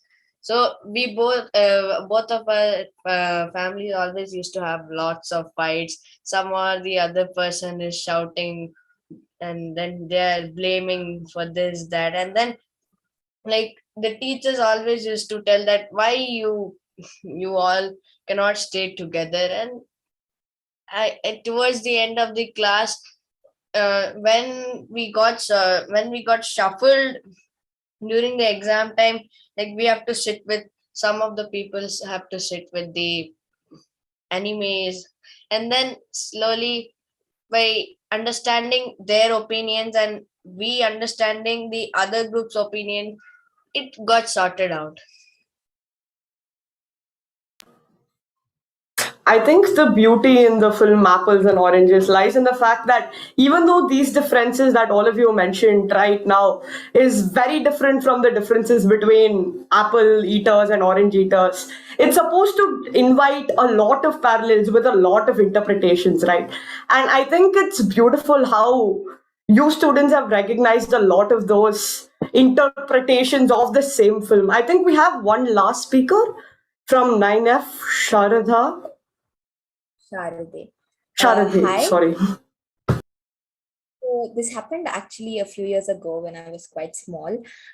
So near my neighborhood, there were, I wouldn't say poorer sections. I don't like saying that. Maybe disadvantages sections of the society where so those kids didn't get a chance to actually it was very inevitable that they were not allowed to play with us or something like that. So I really wanted to break this. I didn't like the way this actually was, though I was very small to oppose my friends, and later on I realized that I had to do something about this. And that is when I just left my friends and I started playing with those kids there. And though my friends opposed me, stopped talking to me for a while, later on, even in the course of time, even they understood that it was so much fun playing with those kids too. And now is like we all join together and we play. It's like there's some sort of satisfaction that like there's no boundary between the two and we're all one now.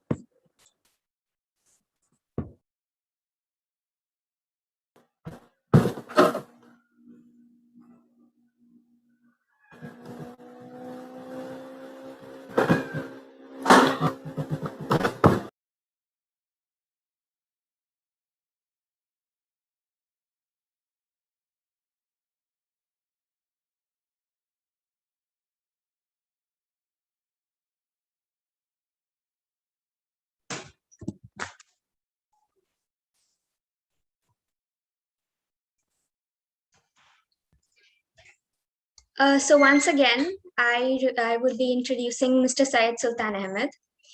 He's the founder of Alexel Ideas, which is an organization, and it pioneers in enabling learning for life by creating experiences through its films, events, research, and publications. Sir is also a first-gen social entrepreneur and winner of 7 President of India's National Film Awards. He's a prolific speaker, film producer, publisher, and education blogger. He's been the recipient of several international awards for his work with schools, corporate, and CSR projects. He has also published several research papers in international journals on the psychosocial development of children and film pedagogy. He introduced the concept of film pedagogy to the world by creating the School Cinema, an international kids' film festival. In a career spanning almost 2 decades, Mr. Sultan has created international award-winning events like Holix Whiz Kids, NSE Financial Quest, and Dell Champs that has given generations of school students across Asia a platform to express themselves. He is also a publisher of Mentor Magazine, a very respected monthly print magazine that focuses on school leadership in South Asia and the Middle East. In addition to leading Alexel Ideas, he is an advisor to several educational bodies of the Government of India, global children's brands, educational institutions, and entrepreneurial ventures, as well as the mentorship chair of South Asia for Entrepreneur Organization and education chair for Events and Experiential Marketing Association. I now request Mr. Sultan to address the gathering. Hi, good afternoon, Suhani, and good afternoon to everybody. It's such a pleasure to be here to talking to all of you on this fantastic initiative. I must first of all congratulate, Delhi Public School, Bangalore South for putting up this wonderful event. Kudos to you guys, because opportunities like these is what I believe is an integral part of education. While studying academics is important, But I think all of you participating in this, remember, this is as much or more learning than I personally believe than what a math or a science would teach you. So interacting with humans is like an amazing skill, and I'm glad you're at least able to do it virtually. So Hani, just let me know if my voice is clear and if my image is clear, so that Yes, sir, it's perfect. because I don't see, I just see, I think Anita is there. Hi, Anita. Uh, so let me begin. Uh, I see students and I also see teachers from different parts of the country who are participating here today. I was thinking of what do I tell you? And I'm going to do two things. I'm a filmmaker. That's who I am. I love making films. In my previous avatar, I was a television host, an RJ. I've been on on stage as a theater person as well. On the other hand, I've been a teacher, an educator, which is what I call myself. So when somebody calls me who I am, I think my first description of myself is that I'm an educator. I'm a teacher. And I've had varied experiences. So I'm going to do three things. The first is I'm going to spend a few minutes to tell you about my background and why is it relevant for today's conversation. And then I want to tell you a story. It's probably one of the most simplest stories that you and I have ever heard, and I can bet everyone's heard the story.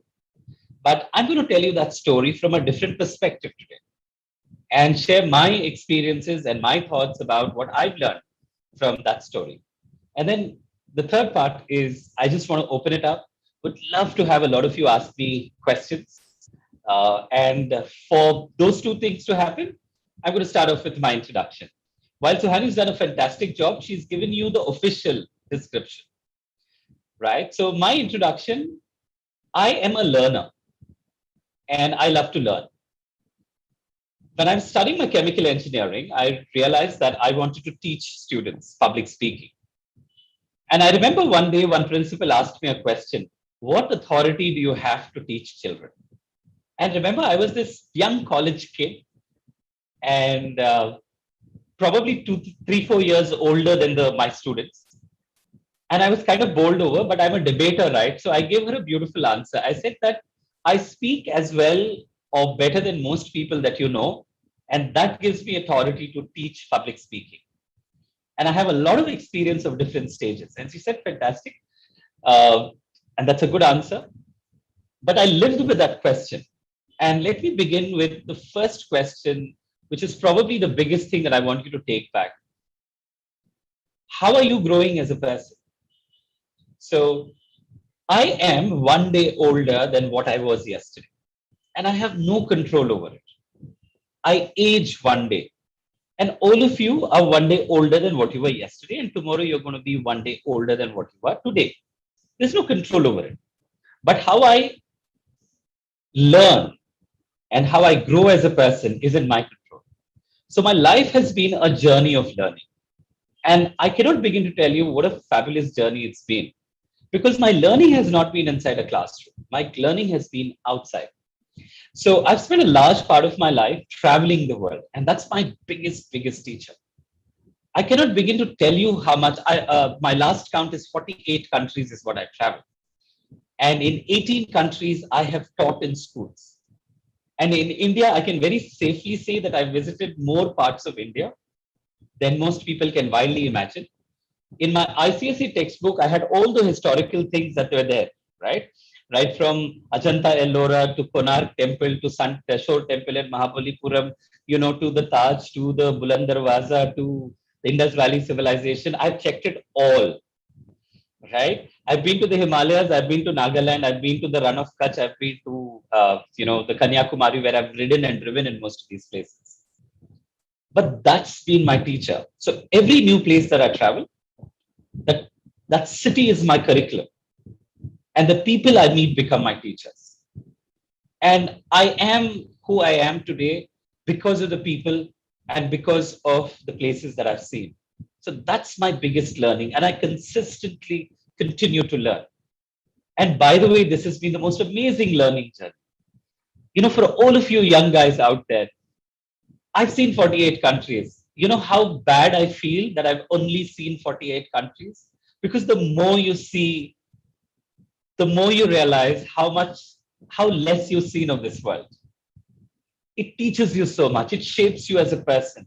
And then the byproducts are things like cultural sensitivity, religious sensitivity, things like biases of language and culture and region. All of that just vanish because you just realize that there are beautiful people all over the planet.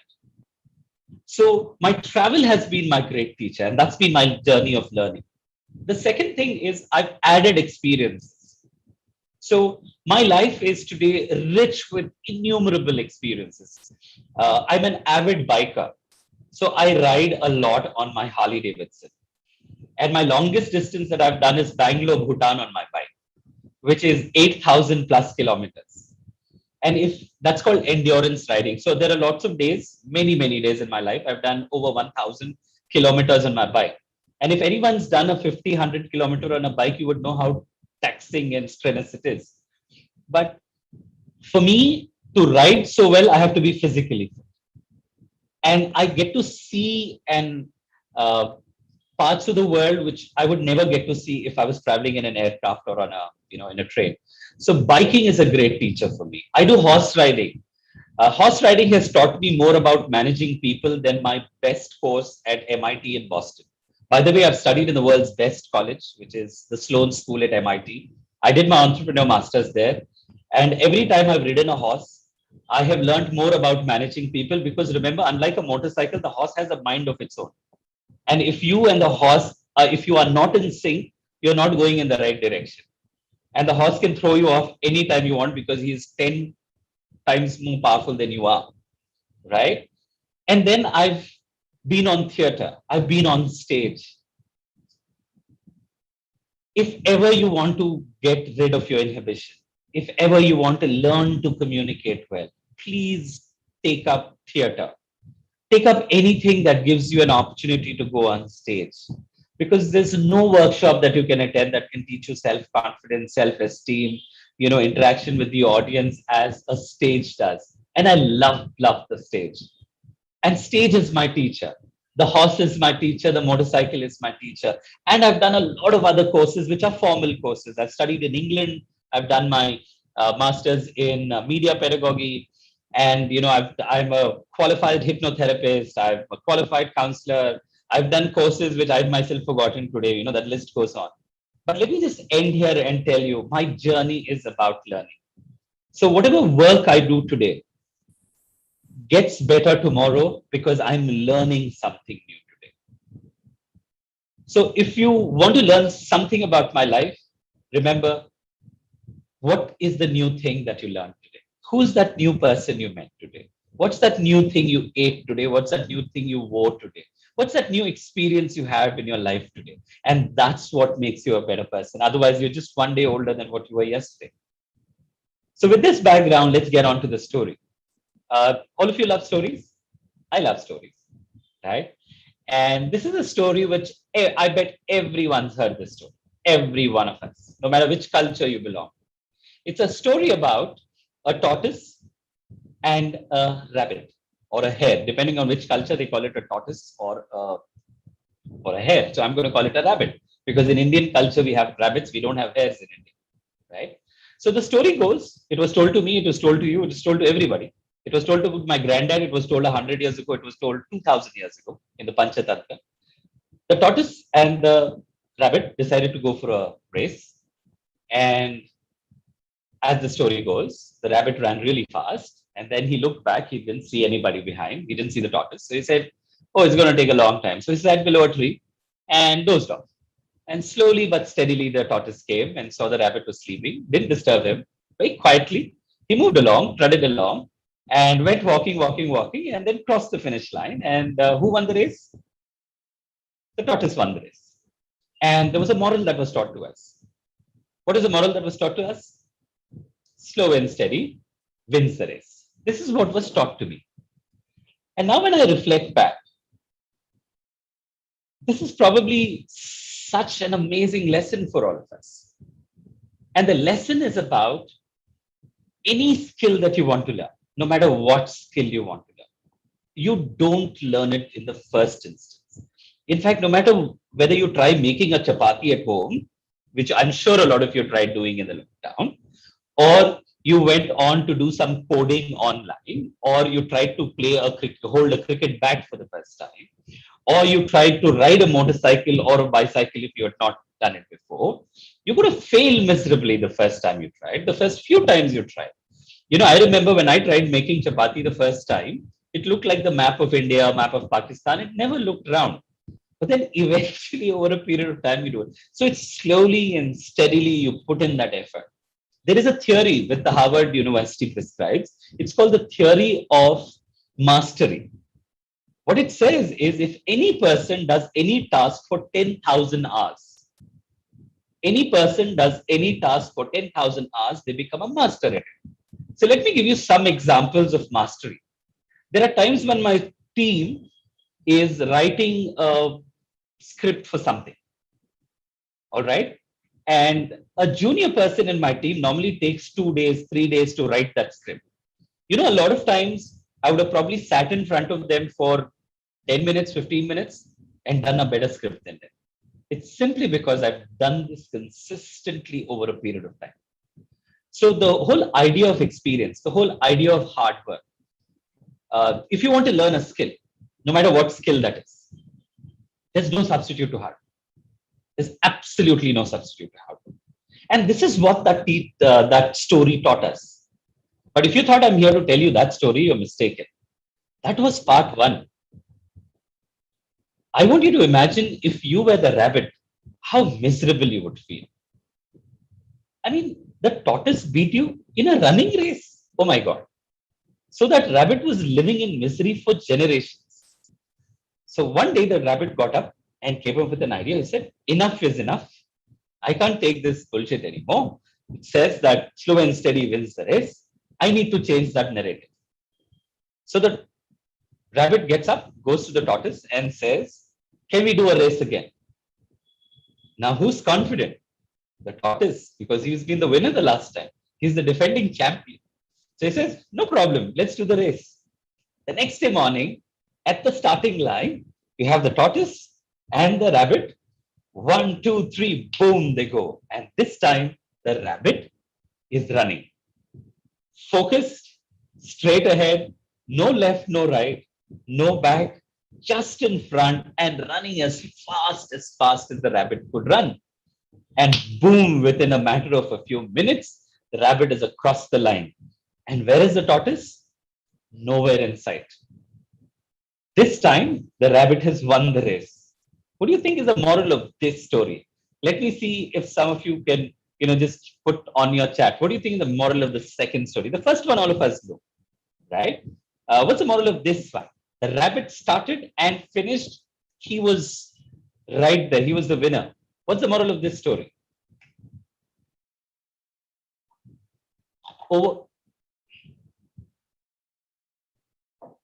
Fast and confident wins the race. Overconfident always loses. That's for the tortoise. Learn from your mistakes. Learn from your failures. Be focused and goal-oriented. Fast and consistent wins the race. Learn from your mistakes. Try to be confident, not overconfident. Wow, I love the words that have been coming up. Dedication wins the race. If you're determined, no one can stop you. Great. Failure teaches you more than success. Absolutely, it does. Practice is the way. Failures are like stepping stones. If you're focused and determined, you can win anything. Oh, wow. That's a lot of wonderful efforts. Thank you for that. Let me move on. Now, what did the rabbit do? The rabbit knew that he had the potential.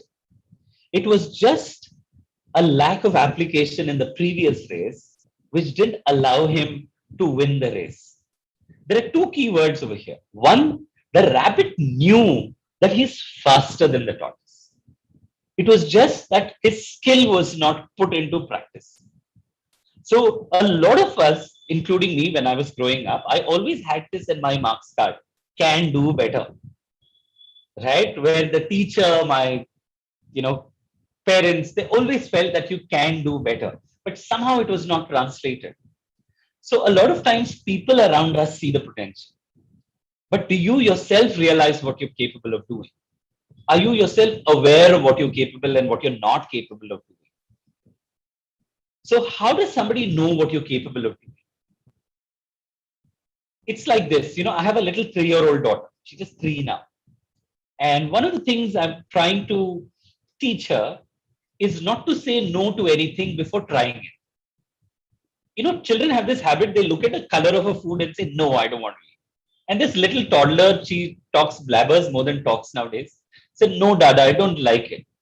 And me and my wife, we try and convince her, try it.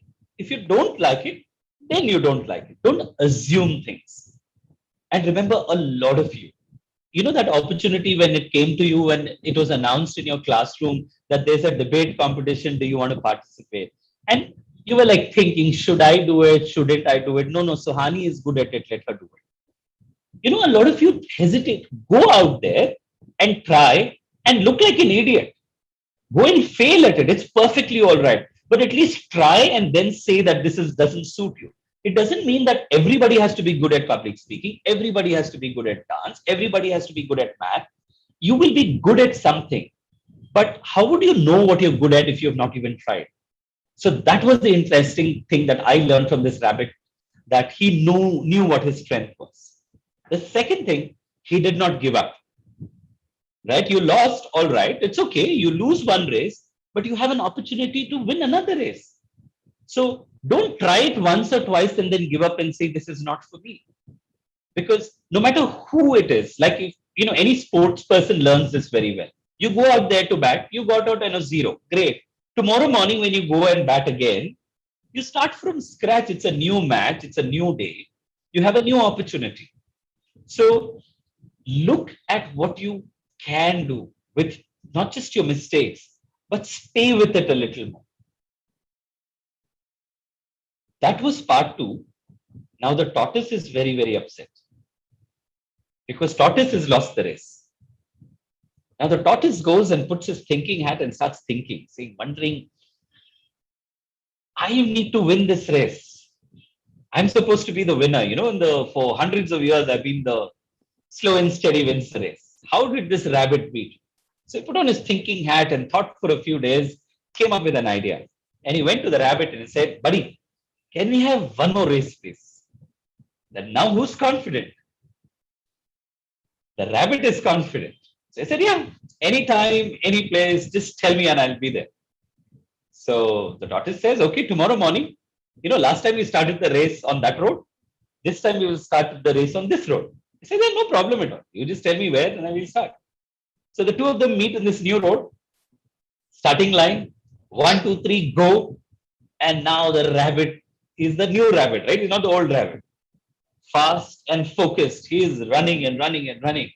And as he is running, the road ends at the banks of a river. And the rabbit doesn't know how to swim. So the rabbit is sitting at the banks of the river, scratching his head and wondering, how am I going to cross this river? And as he's spending, a lot of time thinking, slowly the tortoise comes. And when he reaches the banks of the river, looks at the rabbit, plonks in the water. You know how turtles swim? And tortoises swim really well. And here he's crossing the river. And the finish line is on the other side of the bank. And now the tortoise has won the race. What do you think is the moral of this story? Where the tortoise came up with the new route and the rabbit lost again the second time. What's the moral of this story? Let's read some comments. Know your strengths. We should go through all obstacles. Think wisely to show yourself proudly. Try doing things your way. Choose the race based on what you're best at. Do your research and never underestimate anyone. Yes, do your research. Never underestimate anyone. When you lose in one way, you got to find a way for success. Fantastic. Each person has different strengths. Be original, be confident, but not overconfident. Each person has his own talents. Plan well, organize things. Be confident, no, not overconfident. If you need to win something, you should think in a different way. Absolutely. Be intelligent before you blindly believe others. Fantastic. Thank you for those wonderful comments. Everyone has their own strength. Yes, and you got that right. In a running race, in all fairness, a tortoise can never beat a rabbit. Let's accept that. Both the tortoise and the rabbit have to accept that, right? So you need to play to your strengths. Now, the tortoise has certain strengths. He can walk on land, but swim very well. The rabbit has his own strength, which is he can run really well. Yeah. So all of us have our own strengths and our own areas which we are not very good at. And that's why we're human. It is said it's human to make mistakes. It's human to not do everything well. But there are certain things that we know we can do well. And I think it's so important. I don't see the reason why everybody goes and prepares for IIT. I don't get that. Not all of you are meant to be an engineer at IIT. Some of you are meant to be a doctor. Some of you are meant to be an entrepreneur. Someone's meant to be a teacher. Someone's meant to be a dancer. So why are you wasting your time, energy, and effort studying for your entrance exams while you could have actually gone and practiced your dance moves and had a good education for yourself and enjoyed the rest of your life? Some of you speak well. I can list out 100 careers that you can get. Ask me, because I've been a part of a lot of them, where only your speaking helps. So why did you even go and waste so much of time on something which is not what you genuinely want to be? So identifying the strengths, playing to your strengths, because a tortoise will always be beaten by a rabbit if it is a running race and if the rabbit is focused. So there are students, like when I was studying in school, and all of you can relate to that. There is that one boy in class who does that math problem like as if he is painting something. And you look at him and said, how the hell do you do that nonsense? I don't even understand the problem, and he's looking at two ways of solving it with a solution. Or exactly the opposite. That other girl who paints very well. When we were in school, somebody asked me to draw like a Mickey Mouse. It looks like a ghost of Minnie Mouse. That's how my drawings used to turn out. But these girls who just sit down and scribble 4 lines and it looks like, wow, how did you do that? It's just their flair. It's their strength. Now, if this girl who's a brilliant artist decides to go on to study, medicine or engineering, she's killing her talent. And if this guy who's good at math decides to go and take up an arts course or a marketing course, what are you doing? Go play with your strength. And let me assure you of one thing. There's something that's massively changed in our world. I grew up in school in the 90s and I, studied my college in my 90s, right? The opportunities that we had were much more than what my dad's generation had in the 60s and 70s. But we had a lot more, but much, much, much lesser than what you guys have. Today, absolutely anything can be a good profession. If you're good at it, if you're just good at writing, I can list out 100 professions that you can be good at. If you're just good at speaking, if you're good at art. No, for example, a lot of people think art is drawing. No, one of the biggest spaces that this world need is design and aesthetic. So design thinking and creativity, that's the space the world needs. And if you have that ability, technology companies need more artists today than anybody else has ever required design thinkers. Because every app, every screen, every gadget is a piece of art. It's something that's been designed. So let's not put something down and say that this is not a good career, that is not a good career. Absolutely everything today can be a good career. Identifying strengths. And if you're good at swimming, go and participate in a swimming race. Over here, I'm reminded of one very beautiful, very, very beautiful cartoon strip that I saw. It's not a strip, it's just one cartoon. There is a line of all animals. There is a giraffe, there is a dog, there's a donkey, there's a horse, there is an eagle, there's a crow, there's a sparrow, there's a snake, there's a monkey, there's an elephant, and there is one fish also that's come in a bowl. All of them are standing in a line. And they're all participating in a race. And the race is to go and pluck a coconut from the tree. Now, Remember, the crow instantly flew up to the coconut, but he couldn't pluck the coconut. The snake also could climb up the tree, but poor chap, he didn't have the strength to pull the coconut down. The elephant was disqualified because he went and banged the coconut tree and broke the tree itself. Right? And this fish bowl couldn't even get out of the bowl. Poor chap. There's no way that he gets out of the bowl. The monkey climbed up, plucked the coconut, and won the race. Sometimes when you look at a classroom, you're all like that. You all have your unique strengths. And you need to identify that. So if you thought the story was of 3 parts, there's the 4th part to it. In the first race, the tortoise won and the rabbit was unhappy. In the second race, the tortoise won and then the rabbit won and the tortoise was unhappy. In the third race, now the tortoise won and the rabbit is unhappy. Now both of them are good friends actually. While they win and they celebrate, but they're good friends. When they're sitting together, both of them were asking each other a question.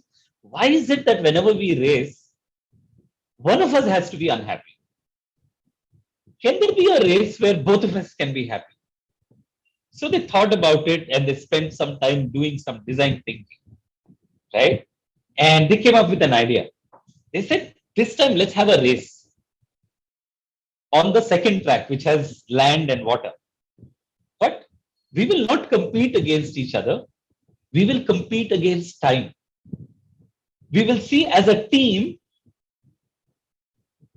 how much faster can we do compared to the individual. The individual tortoise took a very long time on the land and took a short time in water. The rabbit took a very quick time on land, but just couldn't cross the water. So what they did was they did a relay race now. And now they were competing against time, against, a set time. So they both started. First, the relay was the rabbit ran the race. He passed the baton on to the tortoise at the banks of the river. The tortoise got in the river, swam, and went aside to the other side of the banks, and then he won the race. So this time was much faster than those guys could do individually. So if you look at the 4th version of the story, life is not a competition. Unfortunately, somehow a lot of us, including our parents, think the world is very competitive. Have you heard this word? Please throw it out of your head. The more you think that the world is competitive, the lesser the chances you're going to succeed. What you need to be looking at is how do you collaborate? How do you work together as a team? Because as a team, and there are so many beautiful sayings, right? If you take a stick, you can break it, but you take a bunch of sticks, you can never break it. What a team does, an individual can never do that.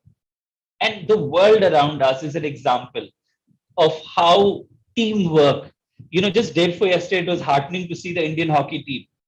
The girls lost in the bronze medal and the boys won. But there was phenomenally beautiful team effort. It's just not possible for one person to shine and the team not to do well. Our cricket team's been doing fantastic from the past 10 years, right? Under both Dhoni and now under Kohli as teams. But then if you're looking at that, look at the whole world outside, whether someone's running a school, someone's running a big corporate entity, someone's running an NGO, they are all teams. It's never an individual. In fact, a house needs to be built. It's a massive team of people that comes in. An architect to a structural designer to a supplier of materials to a construction worker to an interior to a painter to an electrician to a plumber. It's a whole team of people that comes together. Everything. Today you order something on Dunzo or on Swiggy in your house. Can you imagine the number of people who passed on the baton for that pizza to come to your house?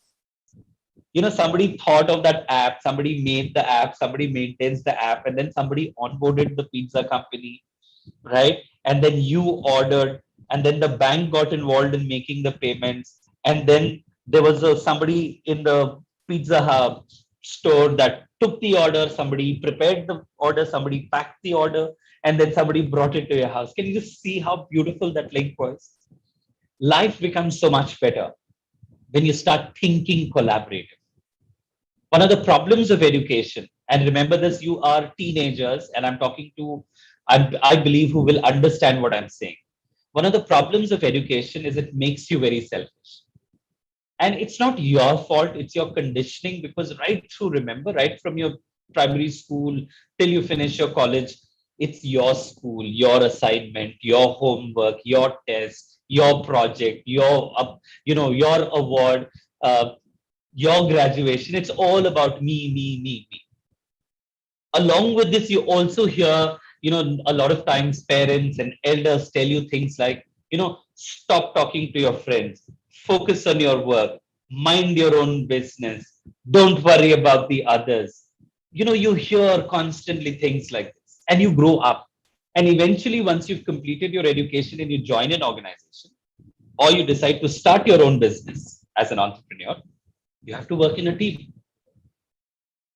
And that's a skill that somehow you had lost out. So be very, very mindful of this. Like when you're in school, there are lots of activities, sport, cultural activities, extracurricular activities. A lot of times when you did your projects as a team, how I wish schools, they do that for projects. Schools do it for projects. I don't know why they don't do it for math. Imagine there is a math problem given to 5 students, they solve it, and all 5 get the same marks. Schools don't do it because somehow we want to make individuals out of the children. So working together as a team, the world today requires that. And if you go back and look at that race, the rabbit ran the first part of the race, right? And now there was a 5th version of the race. Somebody with the monkey was standing aside and he said, oh, this is not a complete race because rabbit only ran half the race. The tortoise ran half the race. Both of you all didn't run the full race. So they said, yeah, okay. They went back with another plan. They came back for the 5th version. In the 5th version, the rabbit said, tortoise, sit on my back. So the rabbit took the tortoise on his back and ran and went to the bank of the river. And now the rabbit got, the tortoise got down and told the rabbit, jump on my back. So the rabbit sat on his back and he swam across the water. And both of them achieved that goal. While it was a little longer in time than the relay race, but both managed to cross. And that is for me so powerful because our life is exactly like that. I can actually compare you and your parents to a rabbit and a tortoise. Today, your parents are carrying you on their back and running this race today. And there will be a time when they'll be tired and they'll have to put you down. And you will be strong enough to get them on your back and run the next part of the race. And similarly, you will have so many occasions in your life, whether you're working at home or whether in an organization. So let me just stop here. I've given you 5 versions of this simple little story. But every time I want you to reflect on this and see there's so much for us to learn from the simplest of things. My biggest lessons have come from the Panchatantra stories. Those little ones, the crocodile who wanted to eat the monkey's heart. And, all of those, if you go deeper in the stories, if you just wait and think, how does this apply to life? How does this relate to people around me, to the situations, to things around me? There's just so much to learn from these simple things. So the rabbit and the tortoise, it's a simple story. But 5 versions of it teaches us that there's so much to learn from it. And it makes our life so much more relevant. So let me end here. It's been an interesting, fascinating story, I hope. First, tell me, how was the story? And then we will get into question and answers. If you want, you can chat. And another thing is, Suhani, I'm open now to the questions. So Yes, sir. Would people be speaking it on the mic or would they be typing? I'm okay with both. So we have their questions from the chat and we'll be reading out to you and you can answer it for them. Perfect. So Suhani is going to tell me which questions to answer, right? Yes. So Suhani, we'll just ask them to first tell us what do they feel about the story. Yes, sir. Oh, there are lots of questions already. Oh my God. Okay. Suhani, do you want to pick up the questions or do you want me to pick up the questions? Sir, I have a few questions with me. Perfect. We'll start with that and then we will go to the chat questions. Yes, sir. So Ishan is asking, how did you come up with the ideas of making these movies that teach us these life lessons? It sounds very simple to give a straightforward answer, but it's actually been a long journey. So my purpose of work is, how do I teach a student to live a better life, to grow up to be a better individual? So I started off by teaching debate clubs, and I was teaching in schools communication skills. And when I was doing that for a couple of years, I realized it's not enough to teach communication. You need to teach team building and creativity and problem solving. You needed to teach all the life skills. So I started going to schools and introduced life skills. By the way, I introduced life skills in 2000. Whereas CBSE introduced it almost in 2010, which is, I was doing it 10 years ahead of my life. And then when I was doing life skills training programs, I realized that I can only do that much. I can go to one school at a time, right?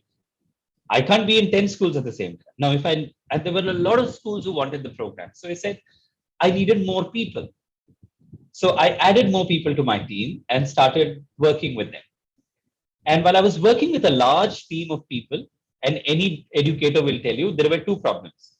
One is consistency of quality. Every teacher teaches differently, the same subject, the same topic, the same module, right? Some do it really well, some do it very badly, right? So no matter how much you train people, no matter how much you standardize the module, there was too much of variation in quality. And the second one was that the more I wanted to scale, the more I needed people. So I had a simple question. To cut the long story short, it's this question that I always live with. How do I teach more children without having people? How do I communicate to more students without having? And that was the idea. And I looked at different mediums and I said, wait a minute. One of the most powerful mediums out there is cinema and films. Cinema is the most influential medium that is out there. It changes societies and cultures and fashion and food and language. It changes all of that. It has already changed a lot of that for us. So, but we don't use it. We only use it for entertainment. That's a sorry state of films and cinema. People just want entertainment. Watch one TikTok video for 10 seconds. Move, swipe. Just Insta Reels for 2. What did you achieve out of it? 2 moves. But you go to Insta Reels. Everybody's got that 10 seconds of 3 moves. 2 dresses, 3 moves. What have you learned? How have you changed somebody's life? How have you contributed to somebody's life? Everyone's doing it, so everyone's doing it. And exactly the same way cinema has been. Everyone's got a dance number, everyone's got a slapstick comedy, everyone's got violence, everyone's got in that. So everyone's making the same films. So I wanted to change that. And that's when I came up with the idea. So remember, when people come up with ideas like this, it's not like suddenly one day I woke up and I realized. So it's important that in the tortoise and the rabbit story, they didn't realize after the first race, I will carry you, you carry me. They needed to pass through that journey to arrive at that maturity where the rabbit carries the tortoise in the road and the tortoise carries the rabbit in the water. They needed that maturity for which they had to fail a few times. They had to try different things. It doesn't happen instantly. So for me, exactly like that is how I evolved school cinema. Sir, Aditi is asking, how do we as students keep our morale high when our plans don't exactly work out?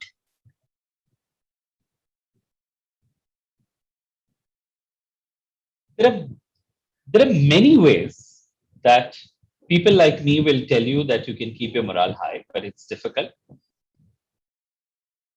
It's a habit that you need to develop. There's no one tablet that I can give you and tell you that this is what you need to do to keep morale high.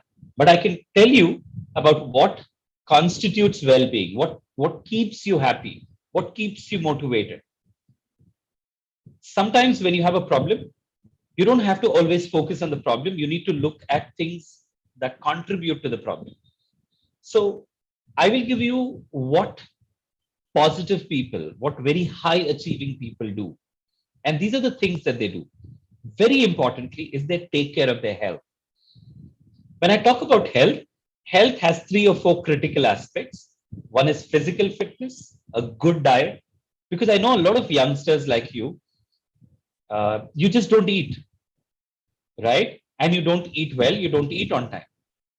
Now, imagine if you were the rabbit and if you were, or the tortoise in that long running race. Imagine it's a hungry tortoise and a hungry rabbit. How are they ever going to run? Or a weak tortoise and a weak rabbit, physically weak. How will that physically weak rabbit carry the tortoise? I mean, in the literal sense, in our life, whether you're doing a work in front of a screen or whether you're physically out there in a construction company making a building, your physical fitness is very important. Today, the COVID makes it more important, but I have always believed that physical fitness, I can talk to you about this for the next one day. You know, whenever you're physically active, you have endorphins that are released in the body, right? Which is called as happy hormone. So that keeps you happy and that keeps you motivated, right? So health is one very important aspect. So of that fitness, food, sleep. Sleep is really, really critical, and a good amount of water. So that's one, take care of yourself. The second very important thing is take care of relationships. What's happiness? You know, I just won the biggest award, but I can't tell it to anybody. There's nobody to go and speak. Can you imagine how you're going to feel? It doesn't even feel like an achievement. An achievement becomes better when you go and tell your friends and they're also jumping in joy. And then you go home and your mom is also jumping in joy. And then you put it up on Facebook and everybody there is also commenting. That's when achievement feels like achievement. You just won the gold medal and nobody clapped for you. Nobody even spoke to you. Nobody even sent you one bouquet of flowers. How are you going to feel? You feel very incomplete. So our life gets complete with people around us, with relationships. Exactly like achievement, even when you are in a distressed situation, where things are not very happy, I am very upset about someone. You will live with that and become more and more miserable. The best way to deal with it is talk to someone about it. And then your mother's going to tap your shoulder and say, it's okay, darling, you will do it better than next time. You know, you talk to a friend, hey, that's nothing, man, don't worry. You know, that's what your friend's going to say. Or another friend say, oh my God, that happened to you. But at least you were able to get it out of your system. So your question was, how do I remain motivated when I have failed or I'm not doing well? Don't focus on the task. Focus on your life. Focus on your lifestyle. And your life and lifestyle is about people and the habits that you have. And another great habit of living a good life is cultivate a good hobby. Singing, dancing, music, gardening. For me, it's bike riding and horse riding. That's my hobby. When I'm doing that, I'm in a different world, right? And I've forgotten pain. I've forgotten suffering. I've forgotten failures. I've forgotten that I was miserable. So I hope I answered your question, because there's no medicine to give a person saying that ye kha lo and you will be always motivated. No, people can do that to you. Your lifestyle can do that to you. And by the way, you guys are in a Google generation. Go and read. There are foods that make you active. There are foods that make you lethargic. Right? So I hope I answered that question. Sir, Aditi has another question. She is asking, Yes. how do we break societal norms? Okay, that's an interesting question. I dare not answer that question without disturbing too many people, but I will definitely attempt to answer that question. A lot of times, when you think of a question like that, is because of a kind of set of restrictions that are put around you, right? Or your lack of understanding of societal norms. Now, because societal norms is such a broad topic, it's too generic for me to answer us in a specific manner. I think you cannot change anything before you understand it well. If you don't have an understanding, I'll give you an example of many examples from my own life.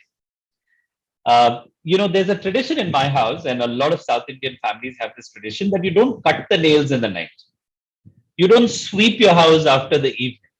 And we are Muslims, right? But we still follow a lot of Hindu traditions. ये झाड़ू नहीं मारना है घर पे. right? And I was like wondering, where does this come from, right? And also, there's this huge belief in a lot of parents that you have to get up early in the morning and study, and not study in the night. Now, actually, if you track back with all of them and try and get an understanding of it, they all came from logical reasoning. You know, in the good old days, there were only candles and there were only lamps. And in the lamp, if you were trying to cut your nails, you probably don't see it really well. So you might just chop your fingers. So that's the reason why you're not supposed to. And those days, there were no nail cutters, by the way. You know, people use knives to cut their fingers. Knives. So imagine using a knife in the night when there's no light. Hey, it's a very dangerous combination. So don't cut your nails. That was then. Today, our LED lamps are brighter than most tube. I mean, a lot of times when Bangalore sun, especially because we are always cloudy. So I think it's perfectly all right if you have that understanding. Same thing with sweeping. You know, remember in those good old days, sweeping a village floor would mean that there might be some scorpion or some snake below the bed, and you just kind of disturbed it. So why would you do that? Yeah. So a lot of traditions come from at that point of time, they were relevant. They may not be relevant. So before you try and change them, try and understand where they come from. And definitely a lot of people do understand. But don't try and change anything if you don't have an understanding. And let me assure you, absolutely every tradition, whether it is putting Rangoli outside the house or, uh, having a bath early in the morning, all of those traditions have phenomenally beautiful reasons why they started. Some of them may not be relevant today, but respect them because they had a space in our society, and that's why they lasted so long. Okay, next question, please. Yes, sir. So we had seen the movie Apples and Oranges, and I think it was really touching, and I'm sure it moved everyone. So regarding that, Pranshu has a question. He wants you to share your experience about making the film.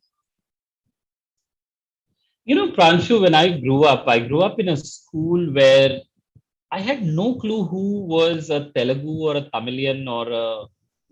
I mean, I swear didn't know that Rajesh Naidu was a Telugu person and Gautam Menon was a Malayali. I didn't know.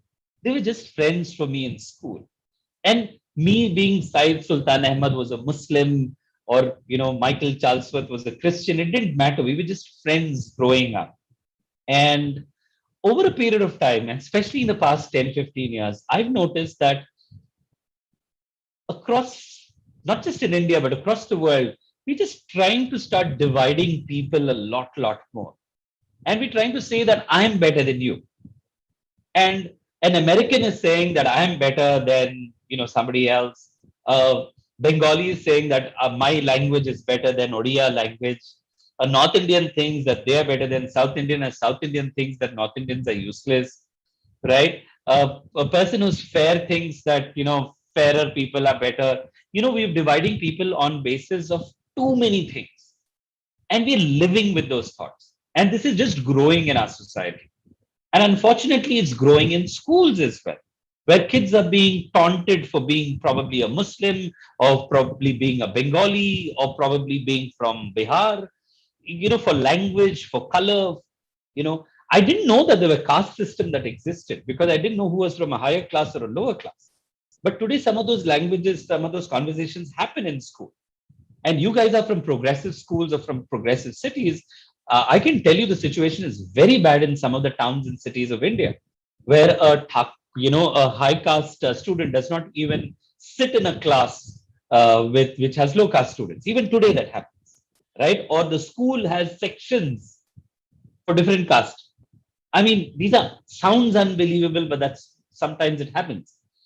And I needed to tell that story, and I needed to communicate that. Now, as a filmmaker, as an educator, a lot of times when you try and deal with the subject directly, it just leads to controversy. It just leads to people not getting the message. But you shoot. There's a saying: you shoot the messenger because you didn't like the message, right? And I didn't want that to happen. And that's when we thought of a concept. So Ruxana Tabassum, who's the script writer as well as the director of the film, and she came up with a concept. I said, I love the idea where people who are orange people believe that they're the best, they're the coolest, and these Apple guys are like, not happening. They're not good.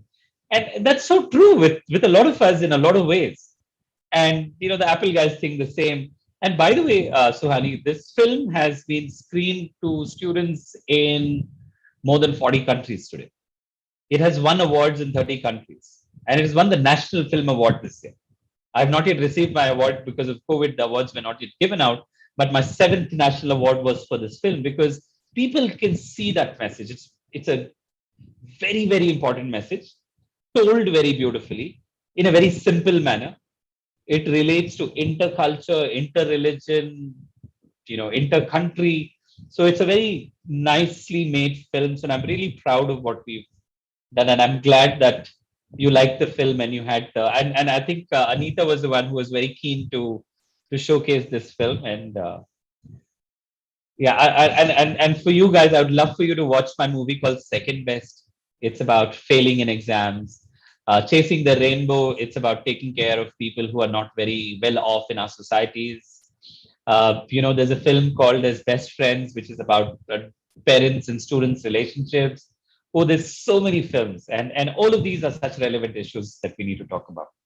So that's how I made Apples and Oranges. Yes, sir. Thank you. I think that's all the questions for you. Thank you. Thank you, Mr. Sultan. That was a refreshing address. And it truly broke away from the world is a cutthroat place, you can never slack off, no pain, no gain type of narrative. And that felt, if I was to be very frank, very relieving to hear. Through the course of your address, you've mentioned a plethora of sources from where you've learned, and it's been absolutely eye-opening to sit as a person who's always taught learning never happened outside classrooms and coaching centers. Your candid articulation has stood testament to your background in storytelling. I mean, I think it's impossible to not notice the way the entire address just came together so beautifully to convey the keystone message that it's important to collaborate, it's important to work in a team, and it's important to give back to society tenfold of what it gave you. It's been an enlightening session, to say the least, and it was an absolute honor to have you here. Thank you, Mr. Sultan. Yes, over here, I must tell you, it's such a big word of gratitude to you for addressing our children on some of the most pertinent questions, that they would have faced sometime in various situations. Whether it's about self-belief and the unwavering will to make a difference is actually what propels you to traverse on the trajectory to reach what you believe is your purpose in life. And I think that is such a huge thing for them to know today. I've not seen another session where we've kept smiling. We related to everything that you said. Thank you so much for this. Yeah, and I'm so glad I got the opportunity. Anita, remember, this is not a response to what you said, but it's a message to everybody. I have a choice that I could spend this 1 hour either playing with my daughter or going out on my bike or just watching some television or spending this 1 hour with you. I chose that this is probably more important than the others. We always have a choice to spend our time. Anita, I never use the word I don't have time because I find it ridiculous that people say they don't have time. It's actually the answer is I don't prioritize this or I don't value this. Yes. Because for anything you want to do, whether you're picking up a new hobby, you want to do that next travel, or you want to learn the next game that you want to learn, you will always make time. So don't ever say that. So Anita, for me, I had a choice. Either on a Saturday, just chill and, or go to the market or sit with you. Oh, hell yes, I would love to spend time with you guys. So, and that's what I did. And I'm so glad and would love to keep in touch with all the students. I'm on LinkedIn and on Insta. Happy to answer questions if ever you have any. Syed Sultan on both of them. Yes, I will pass on the links to all the children who have attended and even in general. And the movies that you mentioned, I will definitely get back to you. We're going to have an entire movie making, session. I mean, a movie screening session, definitely. Sure. Thank you so much and all the best, guys. Thank you so much. Thank you, sir.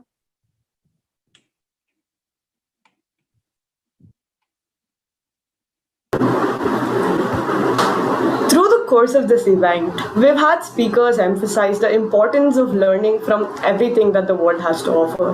In fact, I think Delhi Public South consciously goes out of its way to inculcate unconventional platforms of learning.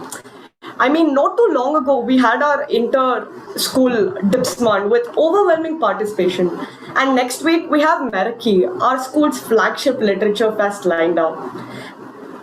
Here I am addressing the audience in a youth conclave that's been put together with the sole intent of inspiring the DPS family of students to look beyond textbooks and lectures to learn.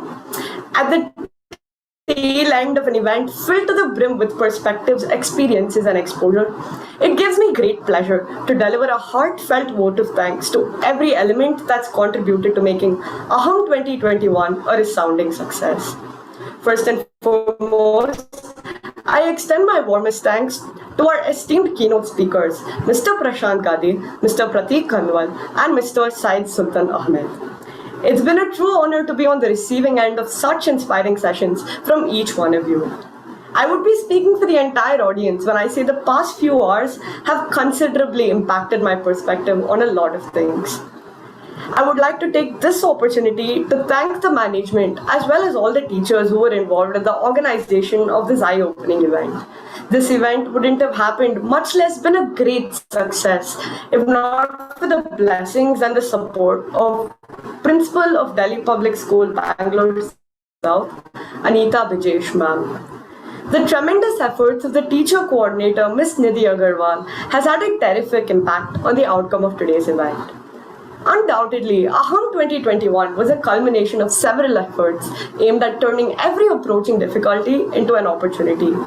Amidst the raging third wave, the event has successfully replicated the pomp and splendor of its offline counterpart, with overwhelming participation actively engaging with a panel of guest speakers.